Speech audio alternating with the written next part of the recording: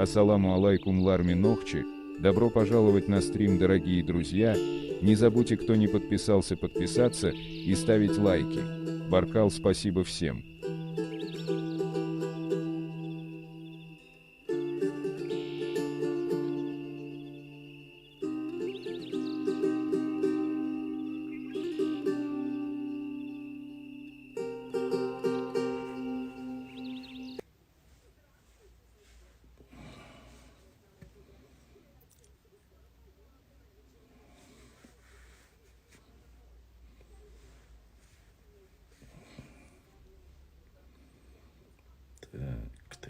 Так.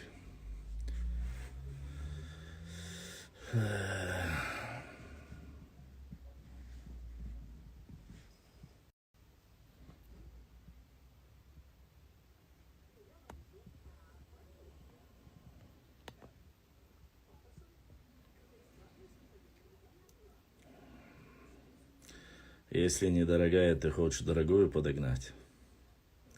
Нормальная кепка. 1,5 рубля стоит. Ассаламу алейкум. Бусал Бежрима, что в эфире. Башлам Аллах, Рейс Хайл. Ибрахим Дерез Масана Хайл. Казахстан Дел Хавай. Башлам Казахстан Алга. Нет. Но чуть-чуть Алга. Ассаламу алейкум. Ва алейкум ассалам Масарга. Ассаламу ашалуша. Всех рад приветствовать. Ва алейкум ассалам. Ночи гуляем. Но раз ты поднимаешь вопрос, на твои гуляем, наверное. Вот.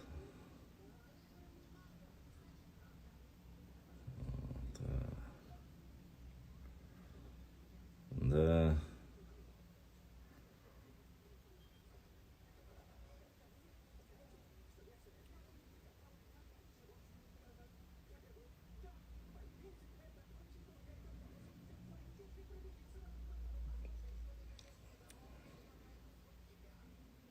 Ассаламу алейкум, почему я твои эфиры не вижу?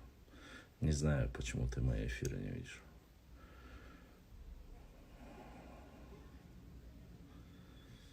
Ассаламу алейкум, алейкум ассалам. Да.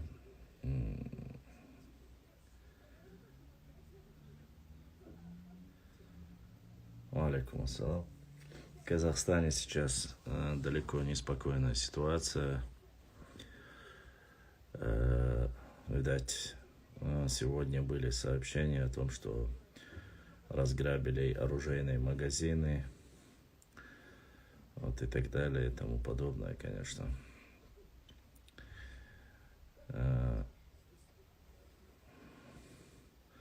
Но и очень сильно распространяется видео, прямо вирусное видео, раскидывается, как там солдат взяли, арматуры и так далее, и тому подобное. Нет, Кистин, не гриппу, что захватили там солдат. Ну, короче, свою сторону показывают, что, конечно, далеко не является приятной картиной. Что же касается непосредственно распространения и призыва вот этого ролика неизвестного Чикиндеза, который утверждает о том, что здесь проживают чеченцы, там, ингуши и так далее и тому подобное, почему они не участвуют и раскидывается вирус на всем, ни в коем случае нельзя поддаваться на провокации. Для нашего народа каждая жизнь дорогая. Поэтому это внутренние разборки, политические разборки. Чеченцы не стремятся захватить власть в Казахстане. И не нужно поддаваться на провокации. Нужно все в рамках закона, не нарушать закон, вести себя достойно. Вот. А иначе, конечно же, крайними окажемся мы. Поэтому нужно осторожно, очень осторожно со словами и видео, которые раскидывают. Не забывайте, что ничего не остается бесследно, поэтому очень призываю каждому, кто есть, кто согласен с данной речью, не выходить, не поддаваться на провокации, иначе боюсь, что в любой ситуации потом крайними окажутся более или менее задействованы в последнюю очередь. Но так бывает, что наши всегда выходят на видный и главный план. Вот. И для нас взаимоотношения, и чеченцы благодарны казахскому народу за то, что взаимоотношения между нами, как говорится, были всегда хорошие, и менять мнение о себе не должны. Вот. Что будет дальше, конечно, по сценарию, тот, кто занимается более или менее геополитикой, прекрасно знает, к чему все это ведет. Салам алейкум. Ва алейкум ассалам ва рахматуллахи ва Да, что баракатуху. Саундаться, алхамдулилlah. Вышла. Хер. До того много вопросов, короче, начну с этого. И книги, ну, после отца стал выставить в нем. И насчет вот этой арки, где вот этот солярный знак. Это на какой-то новой книге они это выложили или как? Я так понял, видать, книга еще в 2014 году была, но эта книга, мне скинули фотографию, она на французском языке, она называлась там «Древний пантеон чеченцев, ингушей и чеченцев». Раньше, в 2014 году, она так называлась. Ее переиздали на русский язык, и чеченцев убрали, оставили только пантеон ингушей. Но чеченцев убрали с данной книги, но без разницы, даже если там она называлась бы чеченцев, ингушей, разницы нету. Факт, что написано под этой фотографией, что это башенный комплекс Ингушетии, и там 13 века, кажется, если я не ошибаюсь, они указывают. А реальность картины совсем другая, как я вам показывал. А не может быть такого, что там тоже где-то есть такая арка? Или нет, это та же самая точно? Это один в один. Это фотография та же самая. Это фотография. Наглый. Я понимаю где-то. Я же говорил, я как раз таки буквально год тому назад один Евло со мной, Евло его Элерначук со мной спорил, клялся, говорил, что вот это петроглиф на их башне стоит, и что это их башня. Я ему говорил, и в то время рассказывал, он говорит, я покажу. Я ему говорил, что это не может быть вашим, потому что я лично читал, видел, в Шаройском районе это находится. Они даже не граничат. Я читал, я видел. Вот нет, он просто-напросто сказал, хорошо, я приеду, я докажу. Ну, нет, едет 2 года. Он так сказал. А есть люди, которые прочитают вот эту брошюрку и будут кляться Аллахом, что это так. Вот он, короче, этими книгами людей вот так в заблуждение вводит. Понимаешь, уже это как бы книга, все, она живет своей жизнью. Она же не только у тебя. Ну вот, в любом случае... короче, типа, еще до того настолько, я не удивлюсь, если они скажут, что сейчас под покровом ночи пришли и перетащили эту арку. Типа. Ну, конечно же, перетащили арку. Это бог с ним, если бы это восстановленный объект. Он не восстановлен, он как был, так и стоит. Эта башня не восстановлена, этот комплекс не восстановленный. Башенный комплекс Хамадхана, вот это жилой комплекс, он не восстановленный. Ну да, я видел на фотках, вроде бы старый шамайру. Он стоит, он законсервирован, им ничего не делали. Но там не только это. Весь Шаройский район забит вот такими башенными комплексами. А Шаройский район даже не граничит с ингушами. Но есть же такие придурки, которые кричат, настолько обнаглели, что, то есть, до вплоть до Дагестана, где вот есть вообще башни, то есть любая башня, неважно, в Да, я знаю Чечне, сейчас. то есть Я якобы это спрашивал, все ингушские башни.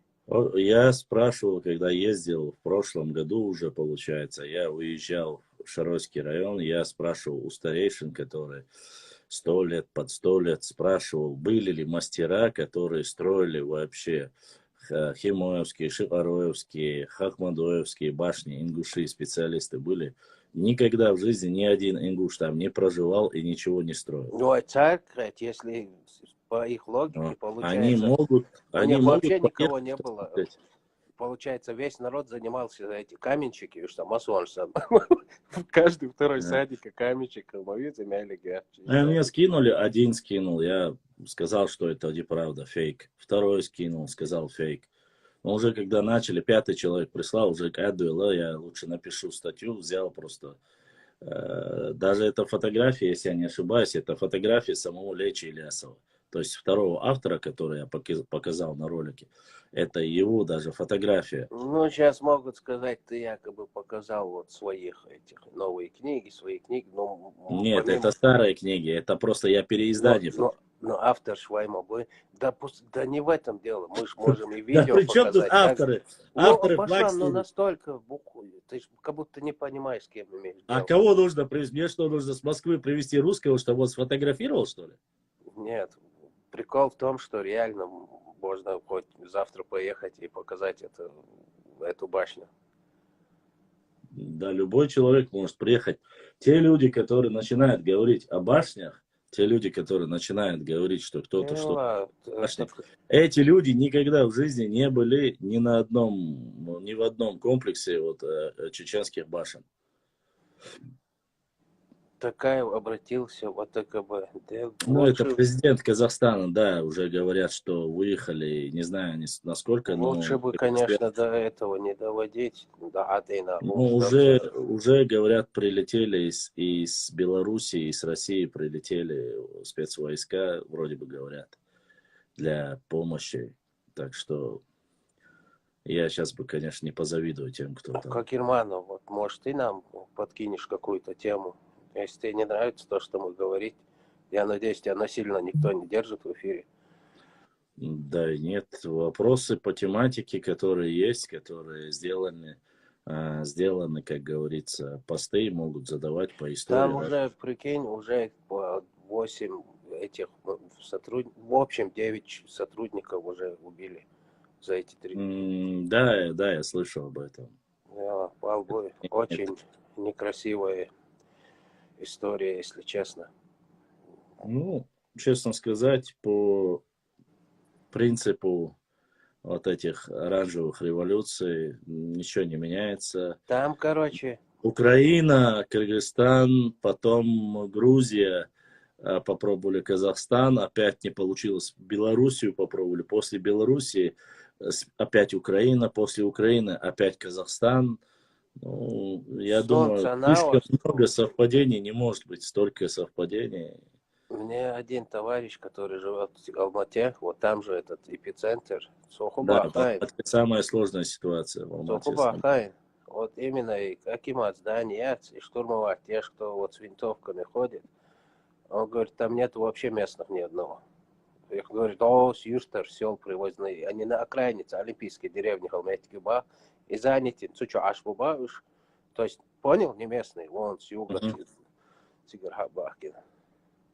Ну вот сейчас и многие представители, с кем я общался с Казахстана, они говорят, что вот эти некоторые националистическими лозунгами, которые там были, они в основном вышли, и якобы они топят. И именно вот это высказывание, типа, почему чеченцы, ингуши там используют, говорят, 2 варианта хотят использовать. Если выведут, то, само собой, в конце концов, опять же обвинят. Если не выйдут, типа, после вот этой всей революции сказать будет проще, вы не вышли на революцию и так далее. Ну, то есть специально... Да это говорит не казах.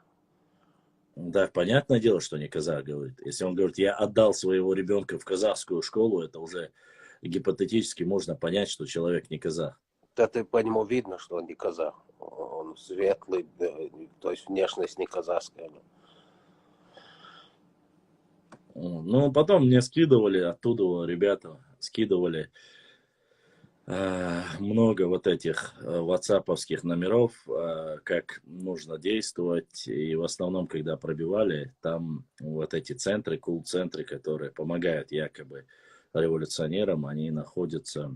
Ну, WhatsApp там, это они заблокировали соцсети, но в легковушке сейчас, вот ЧП сейчас закинули видео, Nissan подъехал, водитель подъехал, представь, к толпу, сам выбегает, убежал, открыл багажник и убегает, и в багажнике винтовки, полный багажник, открыл багажник, и эти толпа прям растаскивает их в войшах и заехали. Да, я же говорю тебе, не знаю, что там закрыли, но десятки видео оттуда приходят. Wi-Fi, ну, сейчас офис стационарный, а так вот эти соцсети, Инстаграм, ну, это понятно, там это же объявили этот, кто он, ЧПшку. В любом случае, это очень некрасиво, точнее, ну, неприятно наблюдать за этим. У нас Казахстан, казахи для нас как бы не чужие. Ну, там дело даже не в том, что не чужие, просто-напросто прямо настолько вот в цвет видно, вот это все прослеживается, вот вся эта байда, что все ведет к тому, что там хотят сделать переворот. Сперва начали говорить, что только типа из-за газа, чтобы люди не суетились, типа понизить газ, цену на газ, цену на бензин. Ну, одно дело понизить цену на бензин, на газ, это понятное дело, но убивать в основном цену на тех этот газ, солдат, которые они взяли, они безоружные. У них цену на щиты. этот газ 2 раза понизили. Отправили правительство в отставку. Говорили Назарбаеву методаху даваки. Убрали. То есть все их требования выполнены. В чем сейчас проблема? Остановиться. Они пошли, еще аэропорт захватили. А вроде бы сейчас говорят, уже выбили из аэропорта их. Аэропорт выбили, в данный момент они напали на этот САС, где у них эти, где спецназ, аж на казарме, прям на крайне Алматы. Казарму ты имеешь в виду? А? На казарму напали? Ну, это не казарма типа ОМОН здание. Они сейчас вот этими, прям там жить в данный момент юбах царца, тилой то здание, тилой табах. Ну, видео присылали, говорили алматинские, что разграбили все оружейные магазины, которые были. Так вот на этих легковушках подвозят. Расул, Wi-Fi, ЮЦЕР домашний, а мобильной связи от тебя. Наверное, из дома он пишет. Сейчас. Но они сейчас пытаются максимально, как говорится, требования. Чтобы сейчас не пошли, они просто-напросто хотят. Это сейчас уже политическая тематика там идет. Просто-напросто. Ну да, конечно, в первую очередь, это власти виноваты всему, что там происходит. Не надо было доводить до этого. Но другой вопрос, зачем убивать людей? РБ-94, да будет у нас, как в Казахстане, Аллаху амин. Ты, я так понимаю, по рисунку твоему, ты с Ингушетии, не будет у вас такого никогда, поверь мне. У вас не будет. Аллаху алам, интернете турлиасто, мочок он гадокшу. Шай пластика, виртуальный, торшлиасто. Будет, никогда не будет. По крайней мере, ты точно не будешь. Смерть любого мусульманина, бусулбстегуи, это трагедия. И бахаса, они, эти разгвардейцы, вот эти, ну, солдаты, они же те же казахи. Даймах, вот ты сейчас говоришь то, что ты вот представляешь.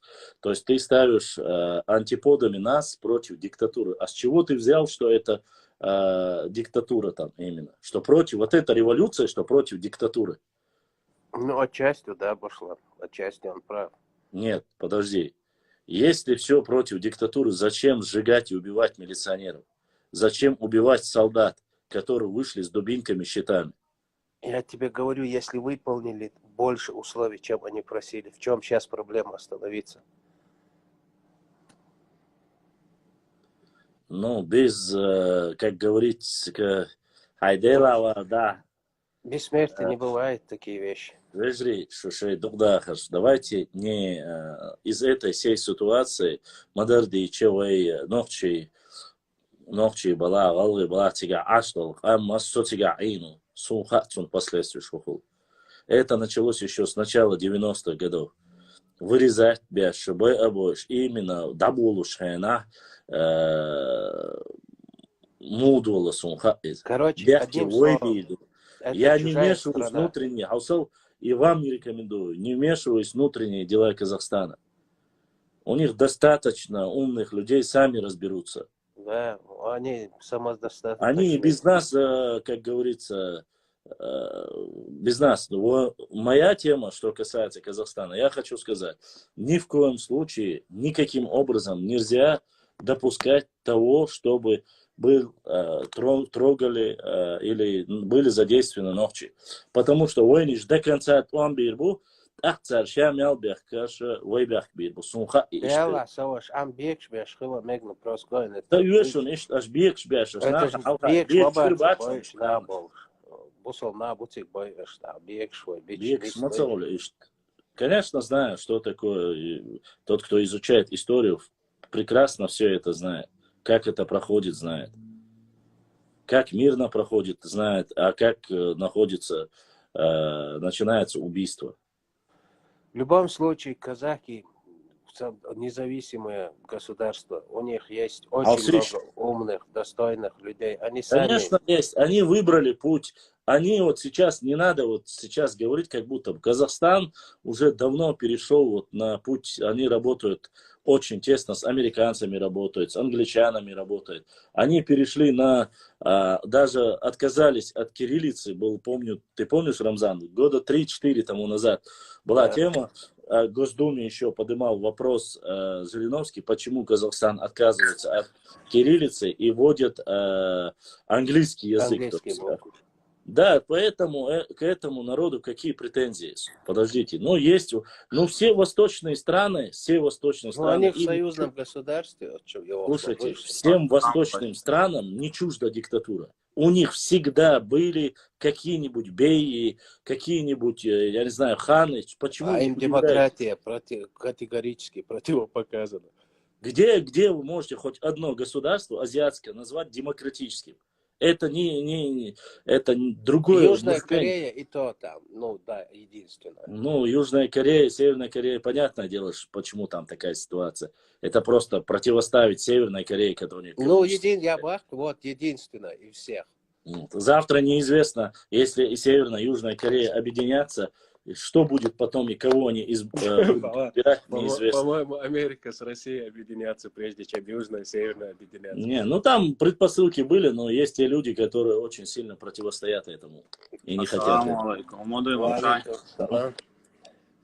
Рамзан, кабанский культуре возьмутся. Кабанский культуре Ассаламу алейкум, Вазри. Конкретно, кому исмел. Казахский культуре чудом пока модер плохой. Послушайте, Вежри, казахов там 20 миллионов, 40 миллионов, сколько бы ни было, что духахов. Тигаха 100 тысяч вала, за 100 тысяч вала, ногчи ваш. А скада беш бюч бац. Шайдейсер.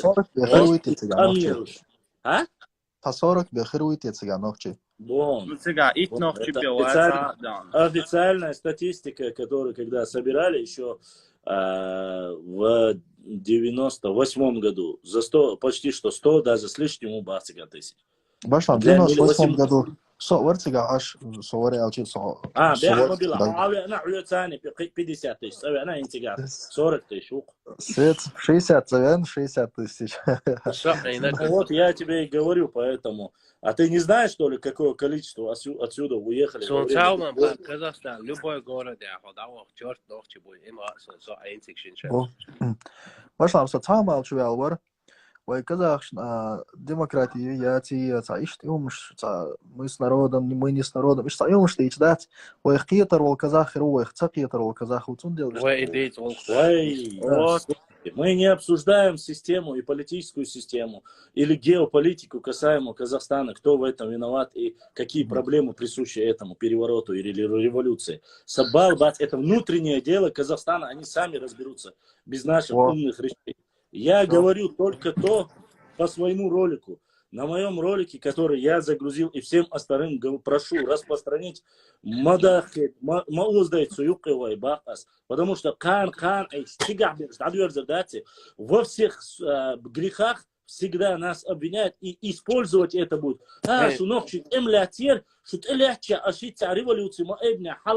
Я запомню, что было в Грузии, когда в Панкийском ущелье из-за этого на реке Алазани, эти речки гидроэлектростанцию Нохчи не дали построить. Я запомню, какие разговоры, и кто подстрекал их военных грузинских, говорил, они неблагодарные будут. Из-за до Казахстана. Да.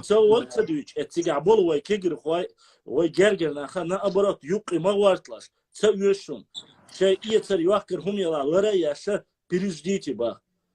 Переждите. Это огромное государство. Демократию, диктатуру. Вы сейчас проснулись, что ли? Это последнее с 91 году, 92 году. Я с тех пор прошло уже 30-40 лет, проснулись, сейчас захотели демократии. Вот тебе какая разница, чего они хотели? Это их дело. Вообще Нохчиш максимально мало комментировать эту тему. Именно Нохчиш. Не призывать мою руку Мариат Адис Кой. Да, не то, что по России Ашбол Нохчиш максимально мало комментировать. Потому что любой ком приехал, дальше. Они нам могут рассказать, что делать, а что не делать, поверьте мне. Не, вообще интернет, что комментировать, да, единственное, интернет, что агенция, сисас беш, хомшиазу, мегарда, свойча, иду и вожду и бог, что я ла тархса, вай Ауза да, вай мост хабакяч белден, аш вост на букнен, цундел. Дер бог, дин доча, эти цар сочинятия, сказ, что говорит. Цундел, максимально мало комментируйте, братья. Представь, вообще хилума, да, цауна один высказался, цауна элла бош, вай ца спортсмен, и окета, скучу, цуни якобы. Дина вожвода, история, нормально все. И просто на ровном месте придумали историю и распространяют ее. Ведь войны свилища не капитан даже. Видите? Ich Stunde. Mega da, авартер содномка. Демократия болсар, ар болчана цар газ махва бах бо, тинге бавадак болсар, треберит тинге вадак болсар. Сонам и хеш ряхчан сайт ахити. Я помню буквально год-два тому назад, ты помнишь, нет, не знаю, сайт, была тема, когда здесь подорожал бензин, дешевле было поехать в Казахстан и там купить бензин и газ. Рассказывали об этом омские как их, амичане их зовут, или как? Амичи. Амичи. Они ездили в Казахстан, заправлялись, то есть они перекупали нефть или перерабатывали, там было дешевле. Или же машины наши в один период все ездили туда. 22 рубля там газ стоит. Сейчас. Да, ездили туда, машины закупали, и раз на таможне прикрыть, тема дешевле стала, уже дороже стало. Все это везде существующая тема, но, блин. Можно сегодня... газ заправки, Казахстан, что дарит? Худи отсюда. 27. 27. Сколько? 27. А бензин сколько стоит? 95. 51.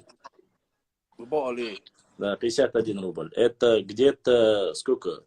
Даже не евро, это где-то 70 центов или что ли? 60 центов. Так, литр стоит. Тингешка, Тинге курс 25 уже, 25. 25, да, 25 дырка. 27 сказать, у нас 5 вабело, шо. Вот и ухцер проблем от сумантавайцам, под цайорохо газяет, эхту хрбаритец, кентарш. Он яйт и царь чаще ешет, у них и нефти, и газу девать некуда. Там территория Казахстана больше Европы всей, население всего 13 миллионов. им девать некуда, и территории, 13? и Разве не Hamza. 18 миллионов? Нет, их 13. 13? Hamza 13. tergar ietsa Им uçuyorsan daha ay çudarti sağın. Он яйт бокас цели хилч. والله ساي ديل داور يعني تقول شو تسويل باس.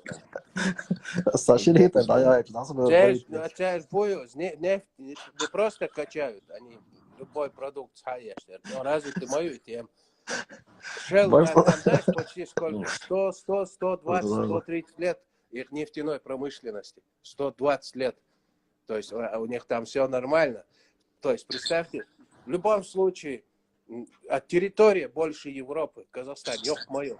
Да, ну полезно, не знаю насчет степь, в основном, там южная часть очень хорошая, богатая, Алмата, вот В том-то и дело, что у них есть и море, и горы, и степи, все у них есть. Есть где зима жесткая, есть где вообще мягкий климат, то есть там территория огромная. Ой, Ари, Башлам, если я не ошибаюсь, то Казахстан намного развитее, чем многие соседние государства, ну, не считая Китая. Конечно. Не, на первом месте там Узбекистан, на втором месте Казахстан. И вот так. Серьезно? Узбекистан богаче живет. Я знаю, что не понимаю. Киргиз зима не будет больше. Эй, Узбекистан, Басар, ол типа экономики, последние 5-6 лет там прям жесткий скачок. А на самом деле реальность такова, что там, если сравнивать с Казахстаном, у них нищета.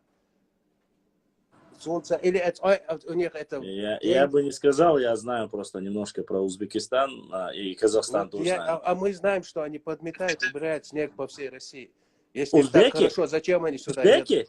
Узбеки? Ты ошибаешься, узбеков почти нету вообще. Ага, нет. Ты путаешь, валла нету, Рамазоти. В основном это киргизы, потом таджики. Это самые бедные из этих азиатских республик. Ты узбеков не путай, узбеки редко бывают. Я ничего не путаю. У меня 60 узбеков штукатурки делали в Новосибирске. Я знаю, что я говорю. Когда они у тебя делали что? В основном Москва забита, Питер забит. Киргизами, таджиками. Еще показла, когда вот эти русские возникают, типа, опа, наехали. Ну да, я понимаю, кто вот закон нарушает, их надо выгонять. Если один момент эти все гастарбайтеры исчезнут, вы же утонете в своем же этом во всем. Они Слушайте, все вы убирают. как-то с революцией как-то потихоньку перебрались на московских работников, оставив их в покое. Ну реально без них Москва клином станет. Они же там все. Да, башнам. Касталось, ну,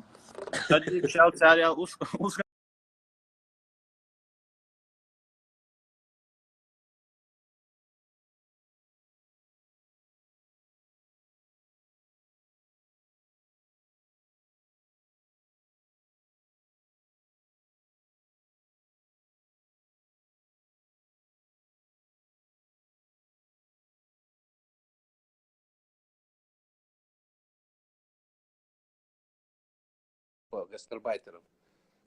Да какая разница? Казахов, кто хочет увидеть, поезжайте в Астрахань, поезжайте в Омск. Разница в том, что мы обсуждаем экономика, развитость. Вот да, экономики мы обсуждаем. Вежри, ДРС слышим до шалитарна. Хинц да эр олсо аж бехти балаца. Чувалу шла. Да, короче, братва. Тем мои цлаждел даже отелаш, мострица гулашна. Без шуаш тёш. А так казы, а я ча по почте даю, и ца темицер, Не реально мерзю, мелдик темицер, казы о шухца. Короче, типа колбасы. Ну, да, чё? Ца, сона, он ца, işte büyük kuas ne o zaman mosta gulu recht kuas gulu İşte ne var? Almata prokuratūra следователь, co işte посыл КТС un devili ar za što to ja hoću. Да, инстинктивно почерпнем. Я прекрасно владею всей информацией, поверь мне. Связи там, я ему уже третий день звоню. Короче, мать, на кёрту, умеет, вавил, Да, он, короче, хрена гурят посылкам за. إيش تمام короче, да это цветы вот في عادة نروح. Merkst du, welche da echt был, да, гудой. Давай. Welche ларлоня. Держаться, дي يا أخي. Держаться, дي. بخير باتن بشلا ما يفيد. ليه شاك براو دون خوشام. أخوص ديك رازو. دوكا إيش تقول دي إيش دوكا دا. ده أخو ده كاسيت دي وصاص. درجة ده دي دا شادك دا. سلطان ده Разу далеко уйду. кто бы то ни был, Казахстан очень хорошо к нам относится, и те, которые жители проживают А там, мы к ним лучше. Вот. нужно, чтобы Вот Сундел, да он сега и ой лул хош да он жодан да что саду и ну страшно отца да темят отца и того максимально кес комментировать да дезе ой да я отдел да حاجة سكوتشو ويلش короче حاول باخ تامو هم داون وين ريز واش انت يا زوجتك حاجة حكوتشو رار wolf باخ تامو короче. А тут так всегда, тут людям не плюсы, угодишь. минусы. Вы уже определитесь, или меня давно не было, или я здесь живу? Да уж. Мега да echt был Дерес. я говорил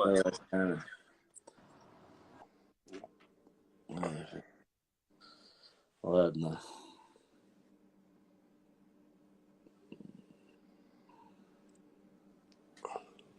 Ja, maar gewoon aardig, да. شلون هدوء زقار ويلش شو ويلش إيه بيلش إيش ده يتعود شلون هوا شلون. Нет, просто причину должны найти какую-нибудь. Все мусульмане наши братья. Сколько здесь? Столько мнений, да. Дело, антикомплимент. Что он еще? Какие-то комплименты.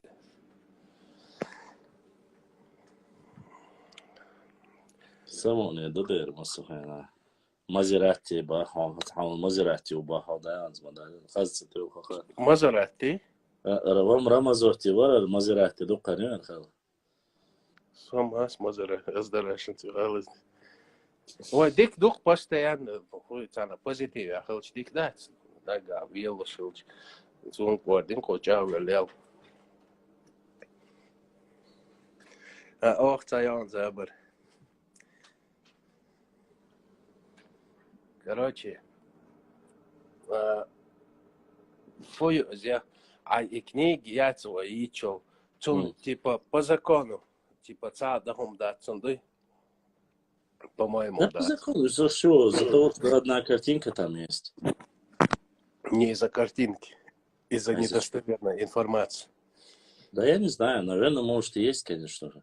Которая является каким-то тотализатором. Ну, это есть культурное наследие чеченского народа. Я не знаю, как там нужно смотреть с точки зрения юриспруденции, как можно рассмотреть. Но и гумен до цыган, там в фольклоре сколько проблем. Они могут сказать, ссылаться и сказать, что просто перевод, раньше книга так называлась, могут использовать и сейчас иным образом.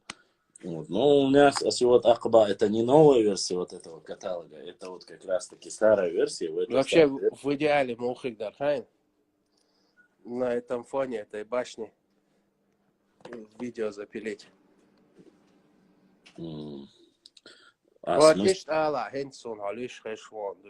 Смысл? Да я могу поехать Юах Майельна, сейчас, правда. Не знаю. Видишь, говорят, вот, видишь, ишь там я зашхазгейцон пошло, да. Буду я занят. Что шайфи дело бо. Хозяин, я цена у ситуации, что цар. Ашим цабич на бацер цариш. В Казахстане, что хлорахай последние вот эти несколько дней. Исраф, А он где из Казахстана, цар? Он из северной части Казахстана как раз. А события это в Южном Казахстане происходит. Ну, связи можно узнать, он может высказать, если вдруг зайдет. Вот, взять, то, что я сейчас сказал, да, вот это видео. И башни, метик, туда машин сугалетик. Во, да есть видео там про эту башню, Аляс, там есть. Я мою, там и Лечи Ильясов был, и Раиса была, Садаева. Видео на ГТРК Грозный есть. Что ты им? Да там нету никаких сомнений. Здесь Да, вплоть я до... вообще в этом не сомневаюсь, чтобы вот есть люди, понимаешь, у меня есть обоч, просто цангайта выложить эти дикарерка. А вы, как это место, Шаройский это или что? Район? Место, как называется? Не понял. Ибау, Химойская башня. Химойская, да? Да, Хамадхан Гал. Я же все написал. Ты хоть читал статью? Я читал, но я же не забыл уже. Что думаю, что... Там все вплоть до размеров, сколько звездочек, что, как. Все написано. Гитлере, и знак, немчи, моя, и солярный знак царя. Причем тут Гитлер? Гитлера и вообще не Гитлера, никого из его Да, он окружения. да из-за солярного этого. В 13 веке солярный знак это еще Гитлер. Ну, из-за этого идиота его сейчас чуть ли не экстремистским этот знак сделали, из-за этого придурка.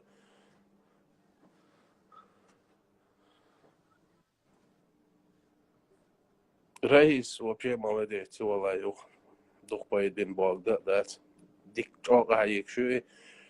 Что интересно, холцу я передач.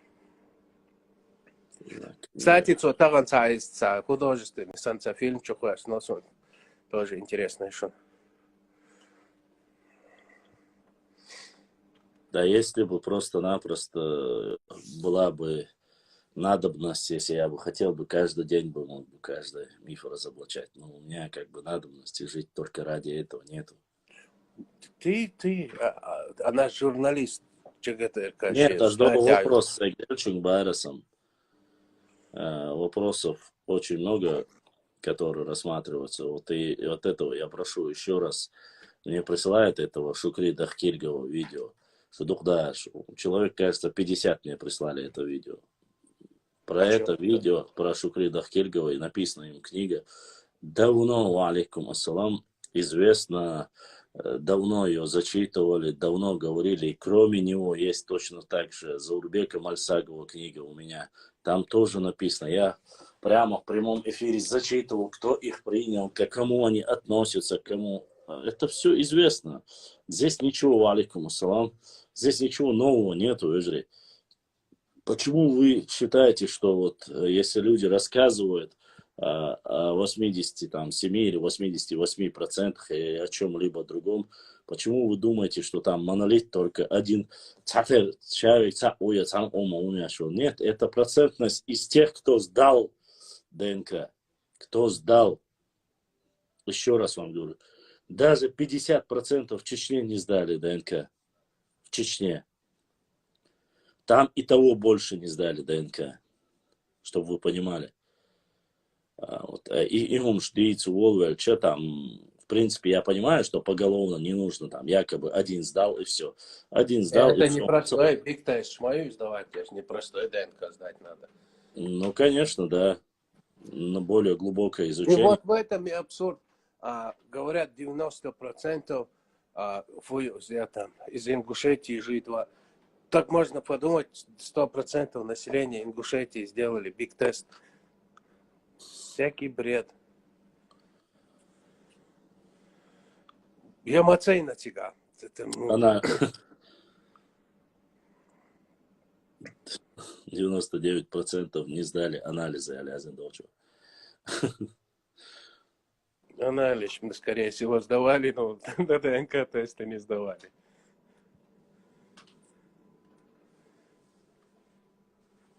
И ДНК ором бухать что это как код. Он, ДНК, вот это код, они разные, то есть у каждого разные. Но есть, через них можно прослеживать, то есть происхождение, этнос. Им как раз таки вот в Дании очень развита эта тема.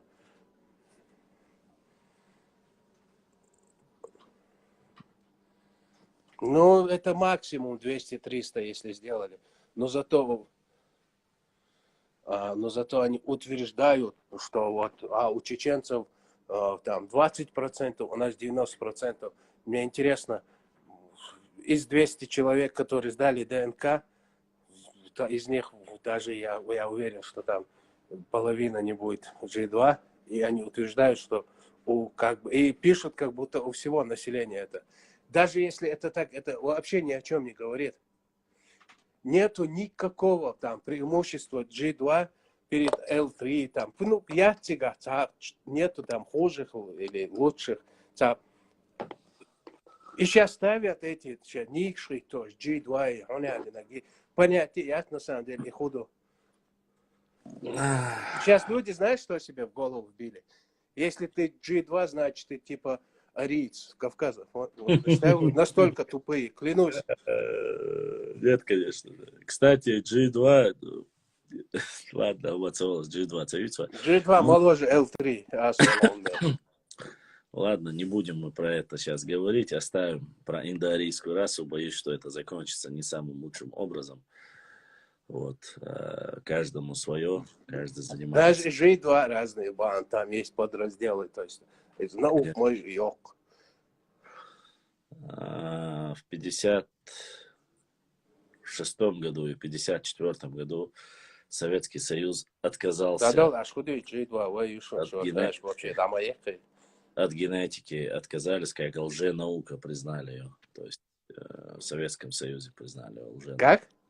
Как лженаука еще в 50-х, 60-х годах Советский Союз отказался от него, потому что это недостоверно. Ну, медицина тоже когда-то за шарлатанство. А потом уже позже появились непосредственно более последние данные.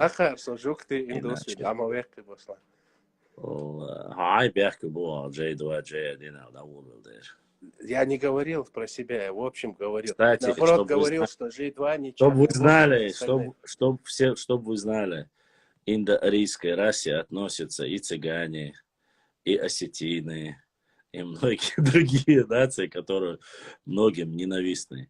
И индусы, и иранцы. Это ж ами обозначение, моя ты что духдаришь. Да, поэтому индоарийская раса, она считается более такой чистой, более такой. Но там есть тоже, она делится на подразделения, поэтому не будем сейчас заходить чрезмерно глубоко. А что касается ДНК-тестов, я, прежде чем впервые ознакомиться с ним, не в обиду там нашим ДНК-тестам и все, я прочитал разные и датские, и американские, и немецкие издания, что пишут о ДНК-тестах. Больше всего мне понравилась одна немка, которая и американка, кажется, они написали, то ли Вашингтон-Пост, эта статья была, если я не ошибаюсь. Они специально проверить, насколько достоверны ДНК-тесты, сдали в разные компании в Америке, в Скандинавии, Европе. Одного того же человека сдали в разные. Биг-тесты сдали в разные места. Она потратила. Это сейчас такая фишка, говорят.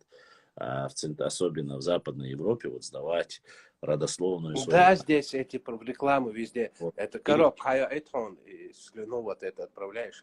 И короче, она сдала 5 самых известных ДНК, как говорится, компаний, отправила не один, а именно 5.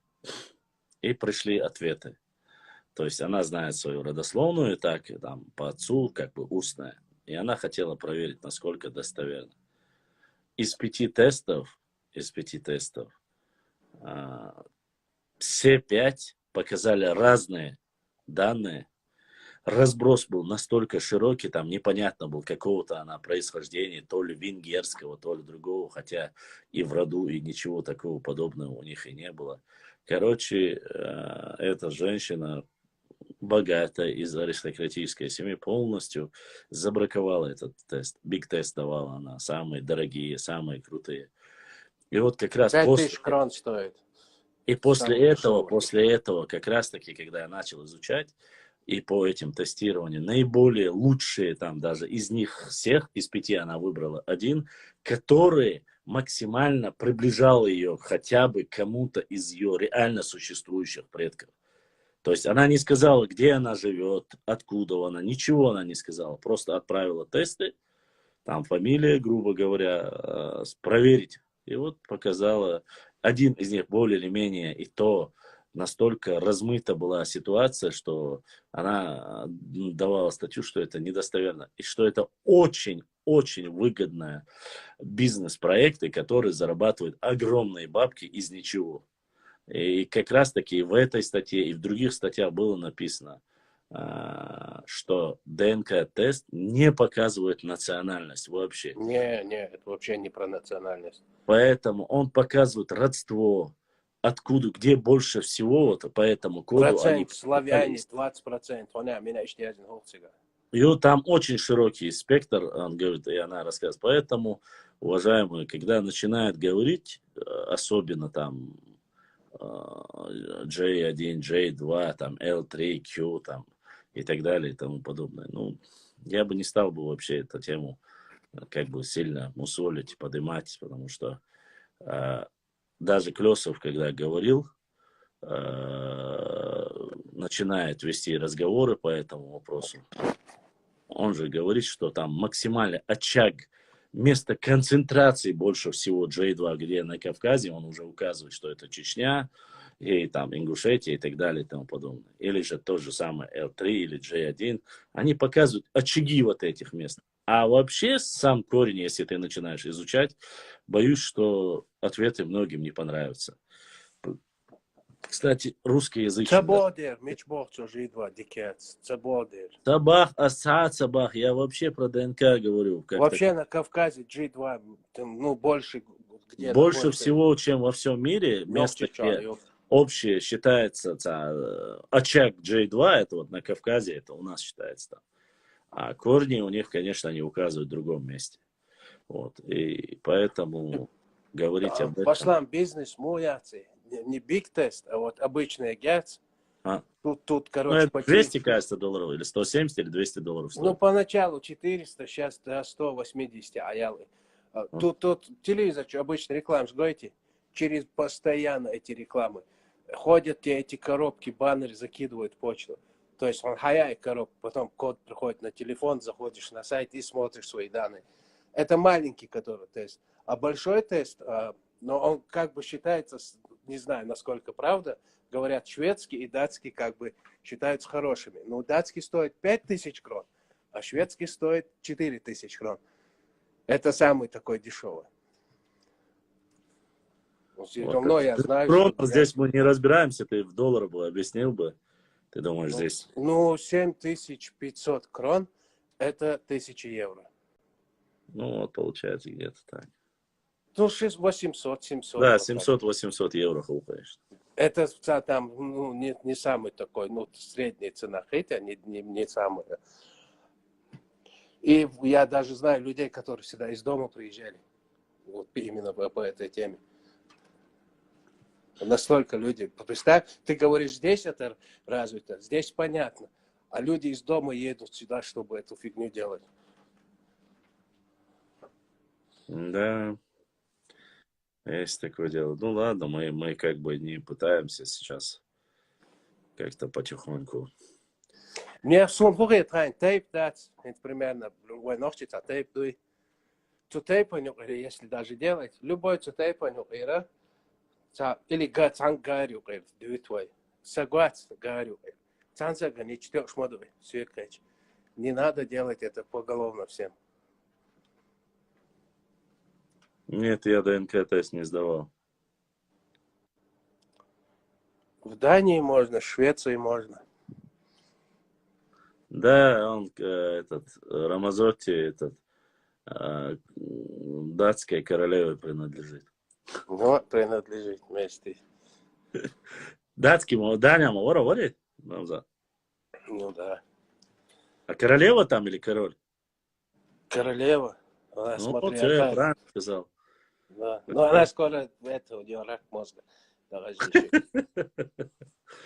Какой добрый король, твой король, вас подчиненный ты. Не, она вообще красавица, если это тигр. Курит много. Если не курила бы, духа ехали. Знаешь, почему ее любят приезжие? Она, например, вот тут же есть националистические партии, вот эта тема. Кто-то сделает какое-то заявление. Она, короче, по сути, она ничего не решает, ну и как бы она официально над этим парламентом, над всем. Но по сути ничего не решает. Но когда она что-то говорит, да, там, на прессу, улицу, ну это очень сильно влияет. И каждое вот это выступление этих придурков, там, что-то делают они там, касаемо приезжих, она прям ни разу не пропускает это. Типа заступается постоянно. Ну, с политикой правильно. Рамзан, скинь мне свой номер телефона, бах, Шамилю. Шамиль, а сон лички что-то, я зе?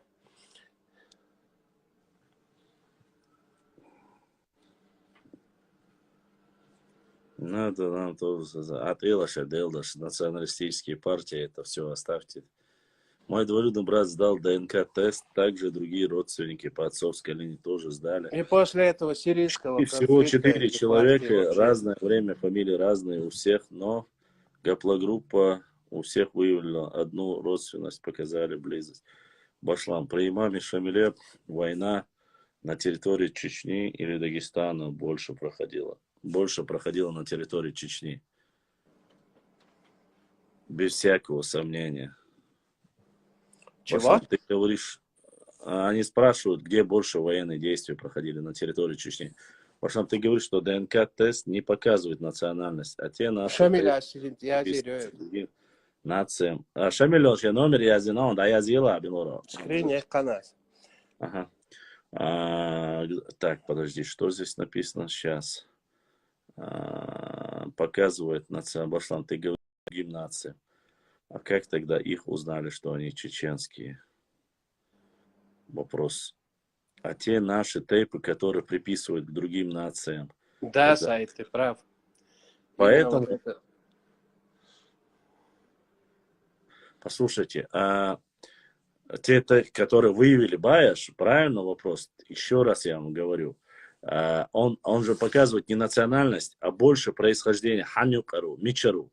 То есть, если у тебя больше этих людей, вот с этим корнем находится среди чеченского народа, автоматически из Нохчеву, Хохулля Ашек. Может быть, J2, может быть, у чеченца, допустим, он до Сайду, Касем Мушабах. И Касем может быть в Чечне, и Касем может быть где-то в Новой Зеландии. Касем? Ну, примерно,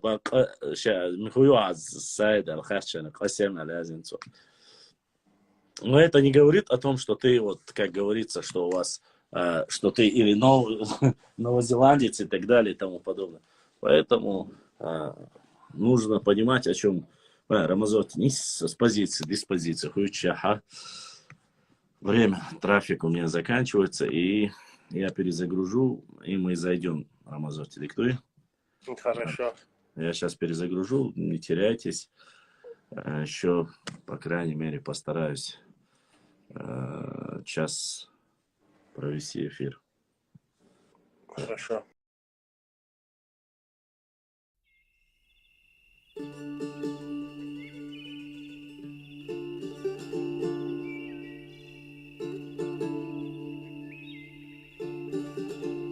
Дорогие друзья, не забудьте ставить лайки и подписаться на канал, кто еще не подписался. Баркал, всем спасибо.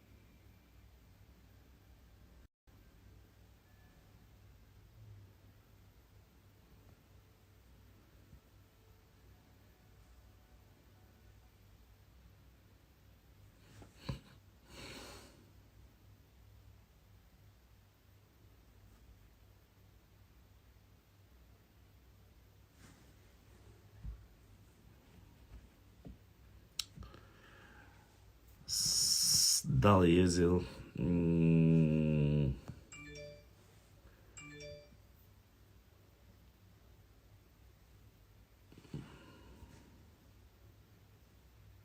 Башлам, у меня не получается написать в эфир, не знаю, поэтому пишу сюда. Хорошо, пиши. И все, кто прислал запрос, я принимаю, я не знаю. Показывают, вас не показывают. В первой части эфира было 650 человек у нас. Не может присоединиться следовухо Алязина. Не может присоединиться. Я принял, но пишет, что не может присоединиться. Башлам Ошхан Хенгелшта Уидеба. Хенгелшта о Мегарду. Хенгелш любимый да Эрду. Хенгелш это тема. Так.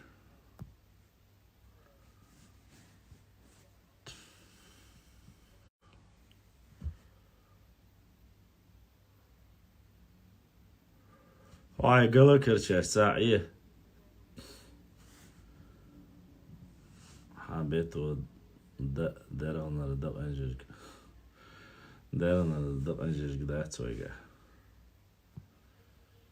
Да, принимаю я все. Я всех, кто запросы отправляет, принимаю. Вопросы, которые присылают через стрим с донатом, зачитываю. Все говорю. Когда приходит, благодарю. Когда не приходит, молчу. Отвечаю на ваши вопросы. Я не знаю, что еще вам нужно. Я не знаю. Блин, только я сказал, и вот кто-то задонатил.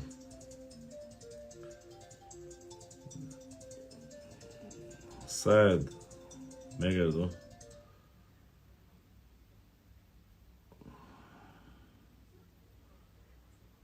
Не знаю сегодня. Так, надо посмотреть, прочитать. Кто задонатил?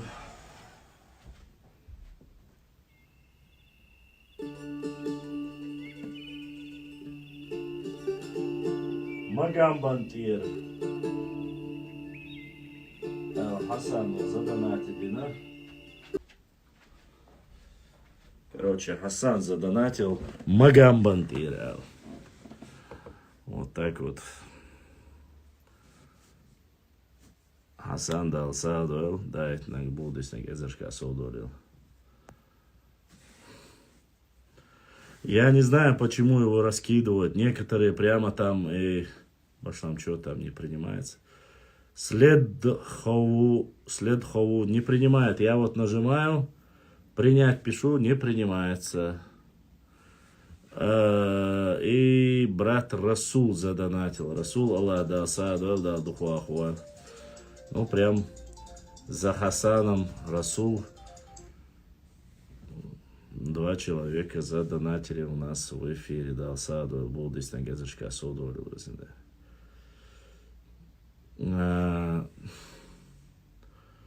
Что... Я не знаю, почему они говорят, там закинули все...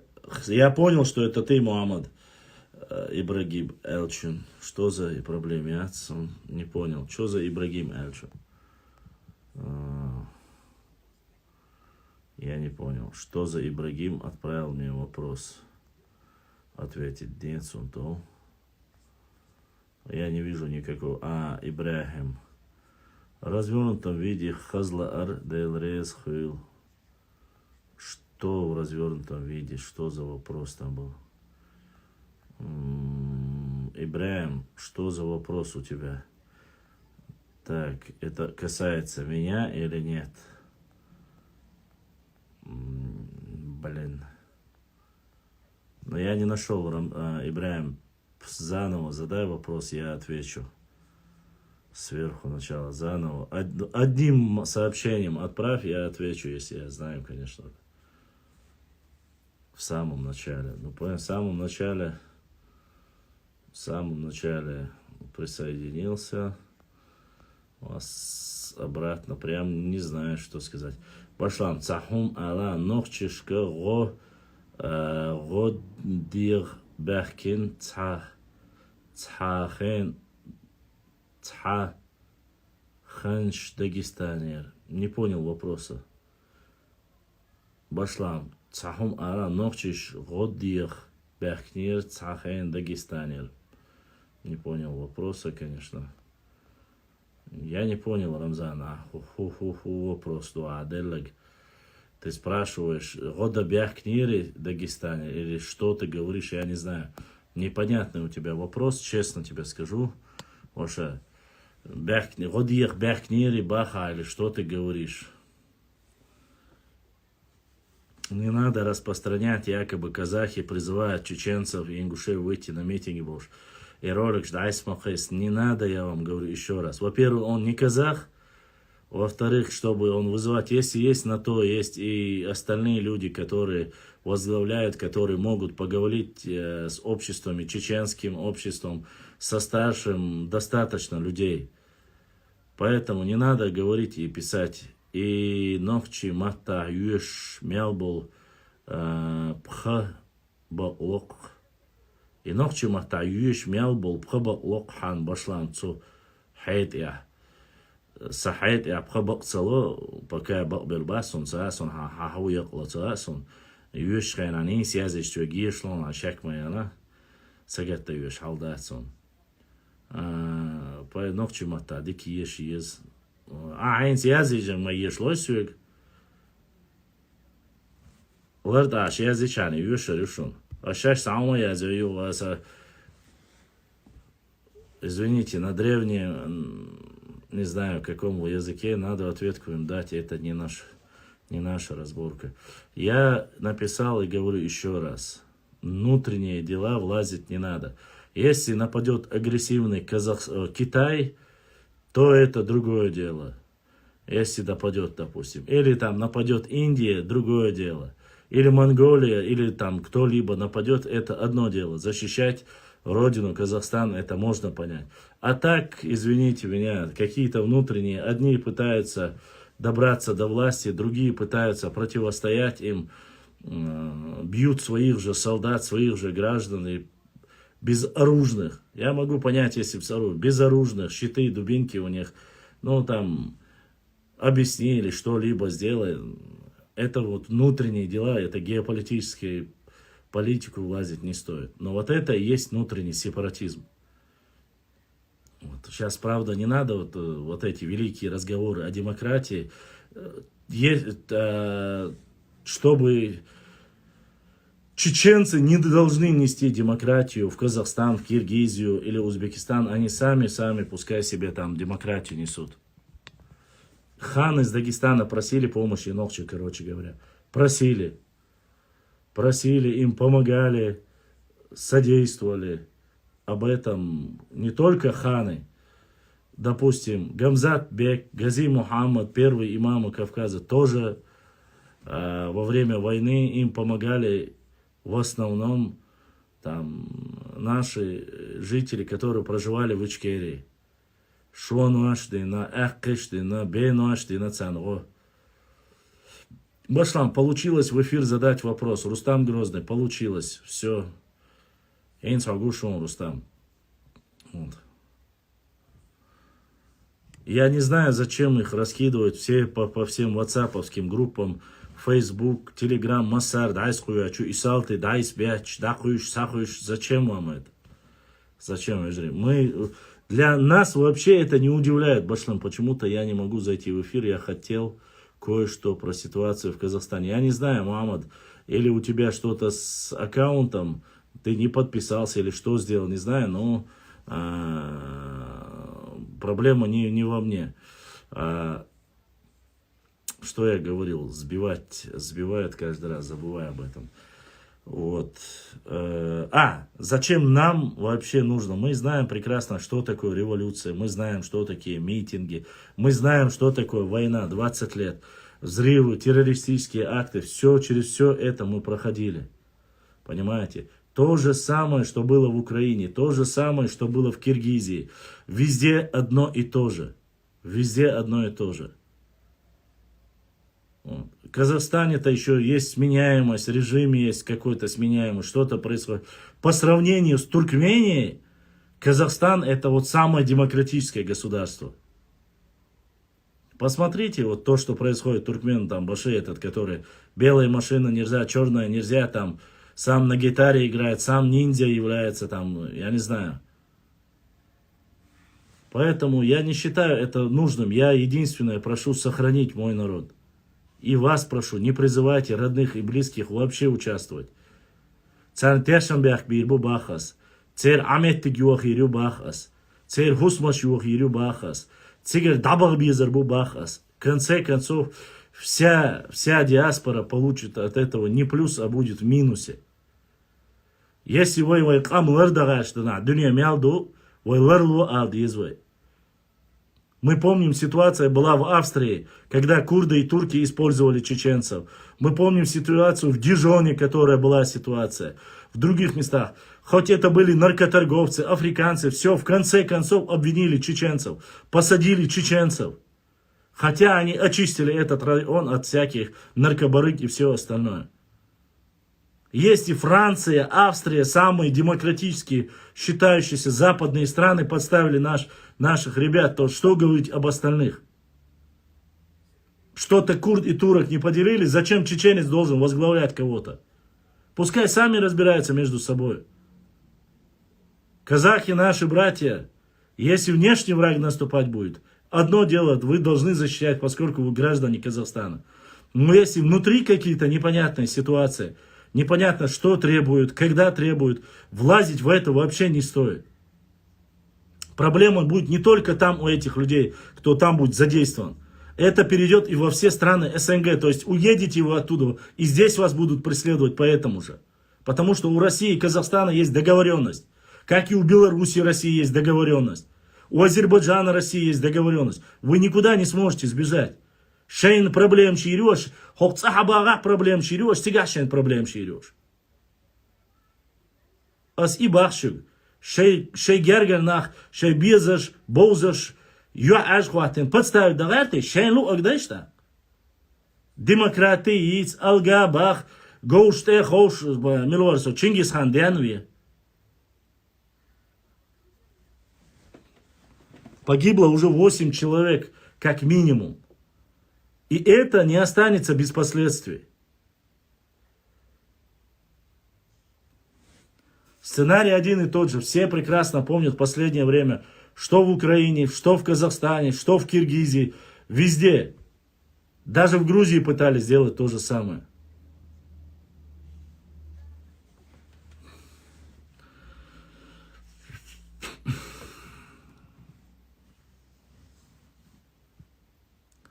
Я в Алмате Амир Хил Халхвал Бош, Вичуац Харсова, Зелимхан. Дела Зелимхан. От Илахайна, Десар Дюхуг.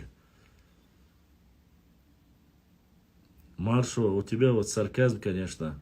Конечно, останется, полковник. Я хочу один пример привести. Один пример привести. Не самый удачный, не самый лучший. Во время московских митингов везде все закидывали одного человека. Одного пацана, который учился в МГУ. Который где Алагдин, где эти все? Мича вяхкин цари, ха? Мича динацунго.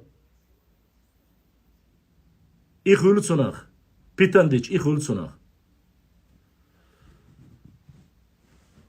Ладно, давайте вернемся к истории.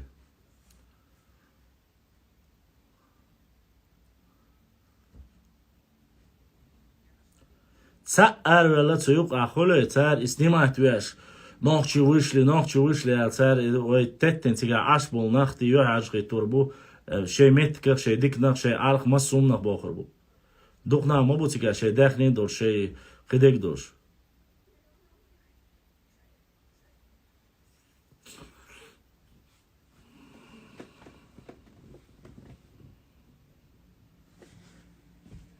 ОДКБ уже отправила туда свои войска, так что можешь не переживать.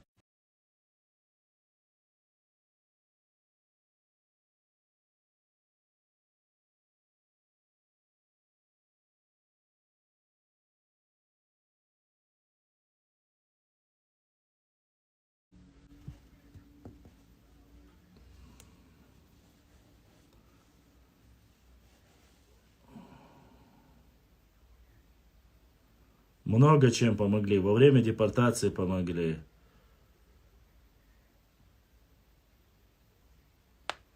Во время вот сейчас, когда началась, уехали, тоже получили там убежище.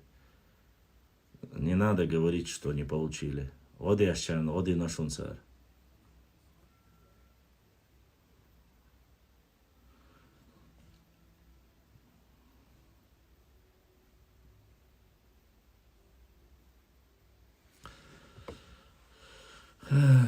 Башлам, если клинопись Урарту перевели с нашего языка, значит, это и есть наша древняя письменность, твое мнение. Насчет клинописи, я, честно сказать, не могу сказать по этому вопросу однозначно. В любом случае, чтобы узнать это, нужно захоронение хуритское или уральское захоронение, нужно сдать ДНК. Если сдать ДНК и по ДНК совпадение у нас есть, уже тогда можно считать близкородственными. Но в советское время ученые, которые не сильно нас любили и жаловали, они говорят, что урартийский и хуритский язык близкородственный чеченским, потому что там нету стопроцентного совпадения всех слов.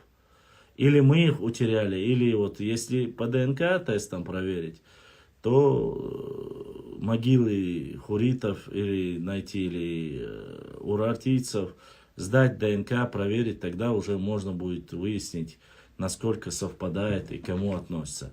Масалла, захоронение, которое было найдено в Беслане, или где это было найдено недавно, сделали ДНК-тест, причем раннего Аланского царства захоронения, и получилось, что захороненный там военачальник оказался чеченцем, и совпадает с чеченскими тейпами, такими как Шоной, Энгной, Гуардлой, Эшбатой, то есть у них совпадает ДНК, как говорится, генетический ДНК-код. Есть среди наших тейпов, называть я не буду, которые совпадение вышло и с викингами. То есть наиболее сходство с вроде бы далеко, но совпадение и с викингами есть. Этот тест, кажется, тоже публиковали буквально в прошлом году, кажется, дикнахалдали ситуации. Поэтому мы можем, конечно, знать и разные.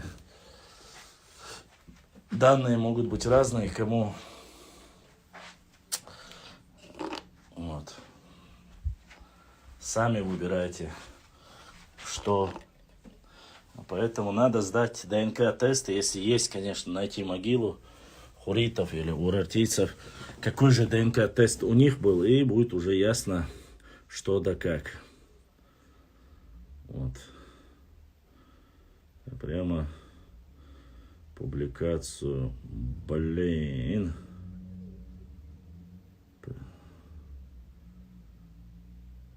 Ну вот прислали опять фотографии, страшная картина. В Алма-Ате горят здания, как я не знаю.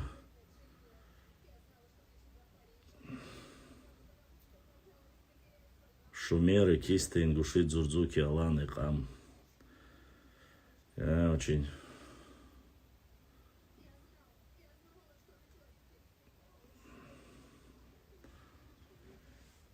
Вот так вот. Книга есть, конечно, здесь. Наша книга. Мы, как говорится, чуть погодя прочитаем одно или два абзаца по книге «Чеченские этнонимы древности и происхождения».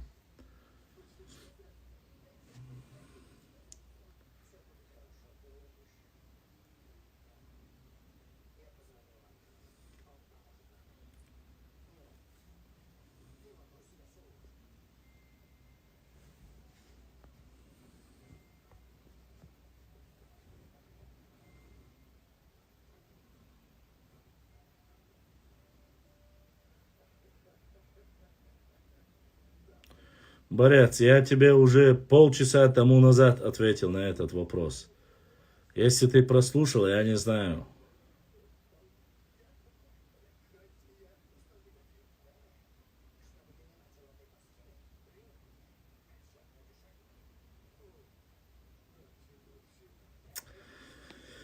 Ибрахим, если есть вопросы из Ютуба, задавай. Как вчера, позавчера, 4 часа эфир вести я смысла не вижу. Проведем вот этот час до конца, я проведу и все. Потому что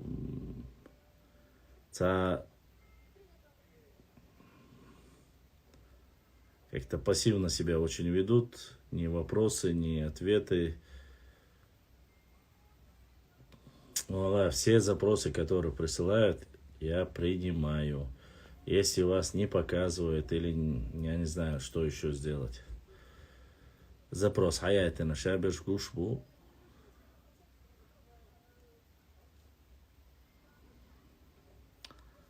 Да нет, суетолог, зачем?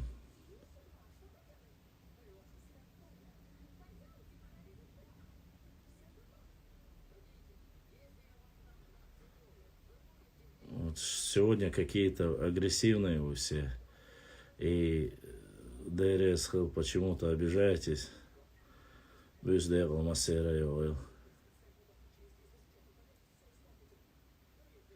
Вроде бы есть и найдены захоронения и у ротийцев, но сдали ли ДНК, я не знаю.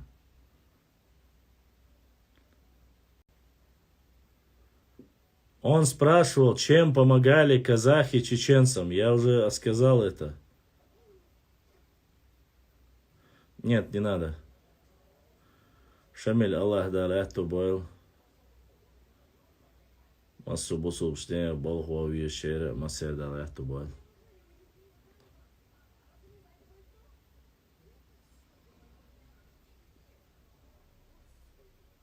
Казахи и казаки это абсолютно разные.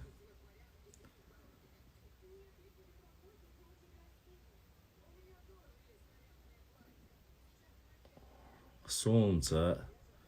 Я не пресс-секретарь главы республики и официальным лицам отношения. Зайди, у них есть свой официальный сайт, я помощник Кара, и посмотри. Башлам, почему у нас общая гаплогруппа с жителями Шама, Ирака, особенно G1? Ну, считается, что оттуда их он походу хейтерсы просто. Юг Аш Долмятсон Баха, Аш Садола Духуаха, Геот Ахабах приняли во время депортации, помогли, многим помогли. Приняли во время чеченских войн, Первой и Второй войны, кто уехал обратно в Казахстан, приняли, лечили, некоторым дали статус беженца, некоторым дали гражданство. Хорошие взаимоотношения, в основном были хорошие взаимоотношения с казахами. 13 лет наши жили там,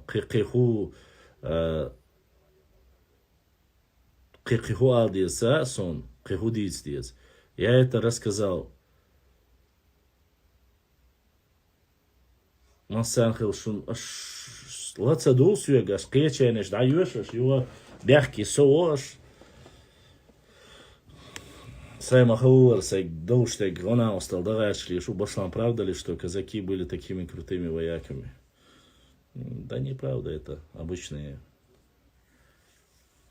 казачье войско подпитывалось просто царской Россией. Без них бы они...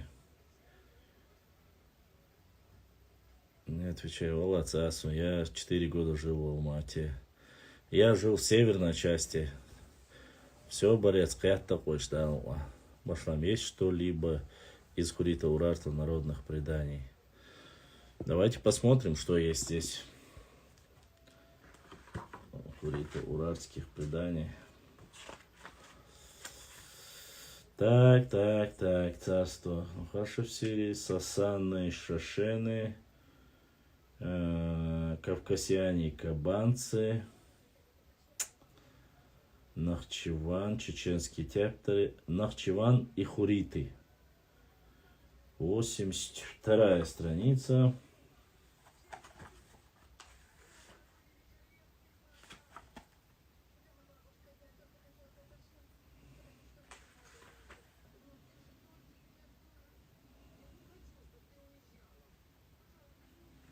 Я могу вам зачитать его, конечно.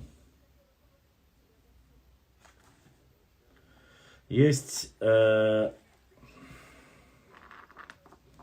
слушайте, если вы готовы слушать, есть Нахчеван и Хуриты. Но здесь я могу прочитать быстро, я могу прочитать медленно, более или менее. Там 3 страницы.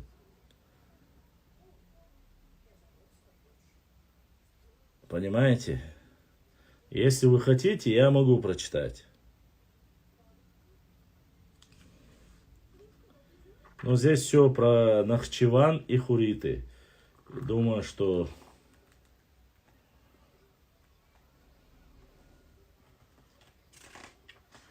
Если вы именно...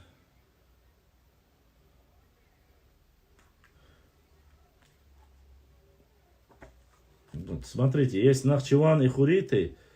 Нахчеван и Нахичеван, Гутты, Назир, Спасение, Арц, Арцах, Итеп, Варандуай, чеченцы, дзурзуки. То есть про каждый здесь есть, поэтому давайте я прочитаю про Нахчеван и Хуриты.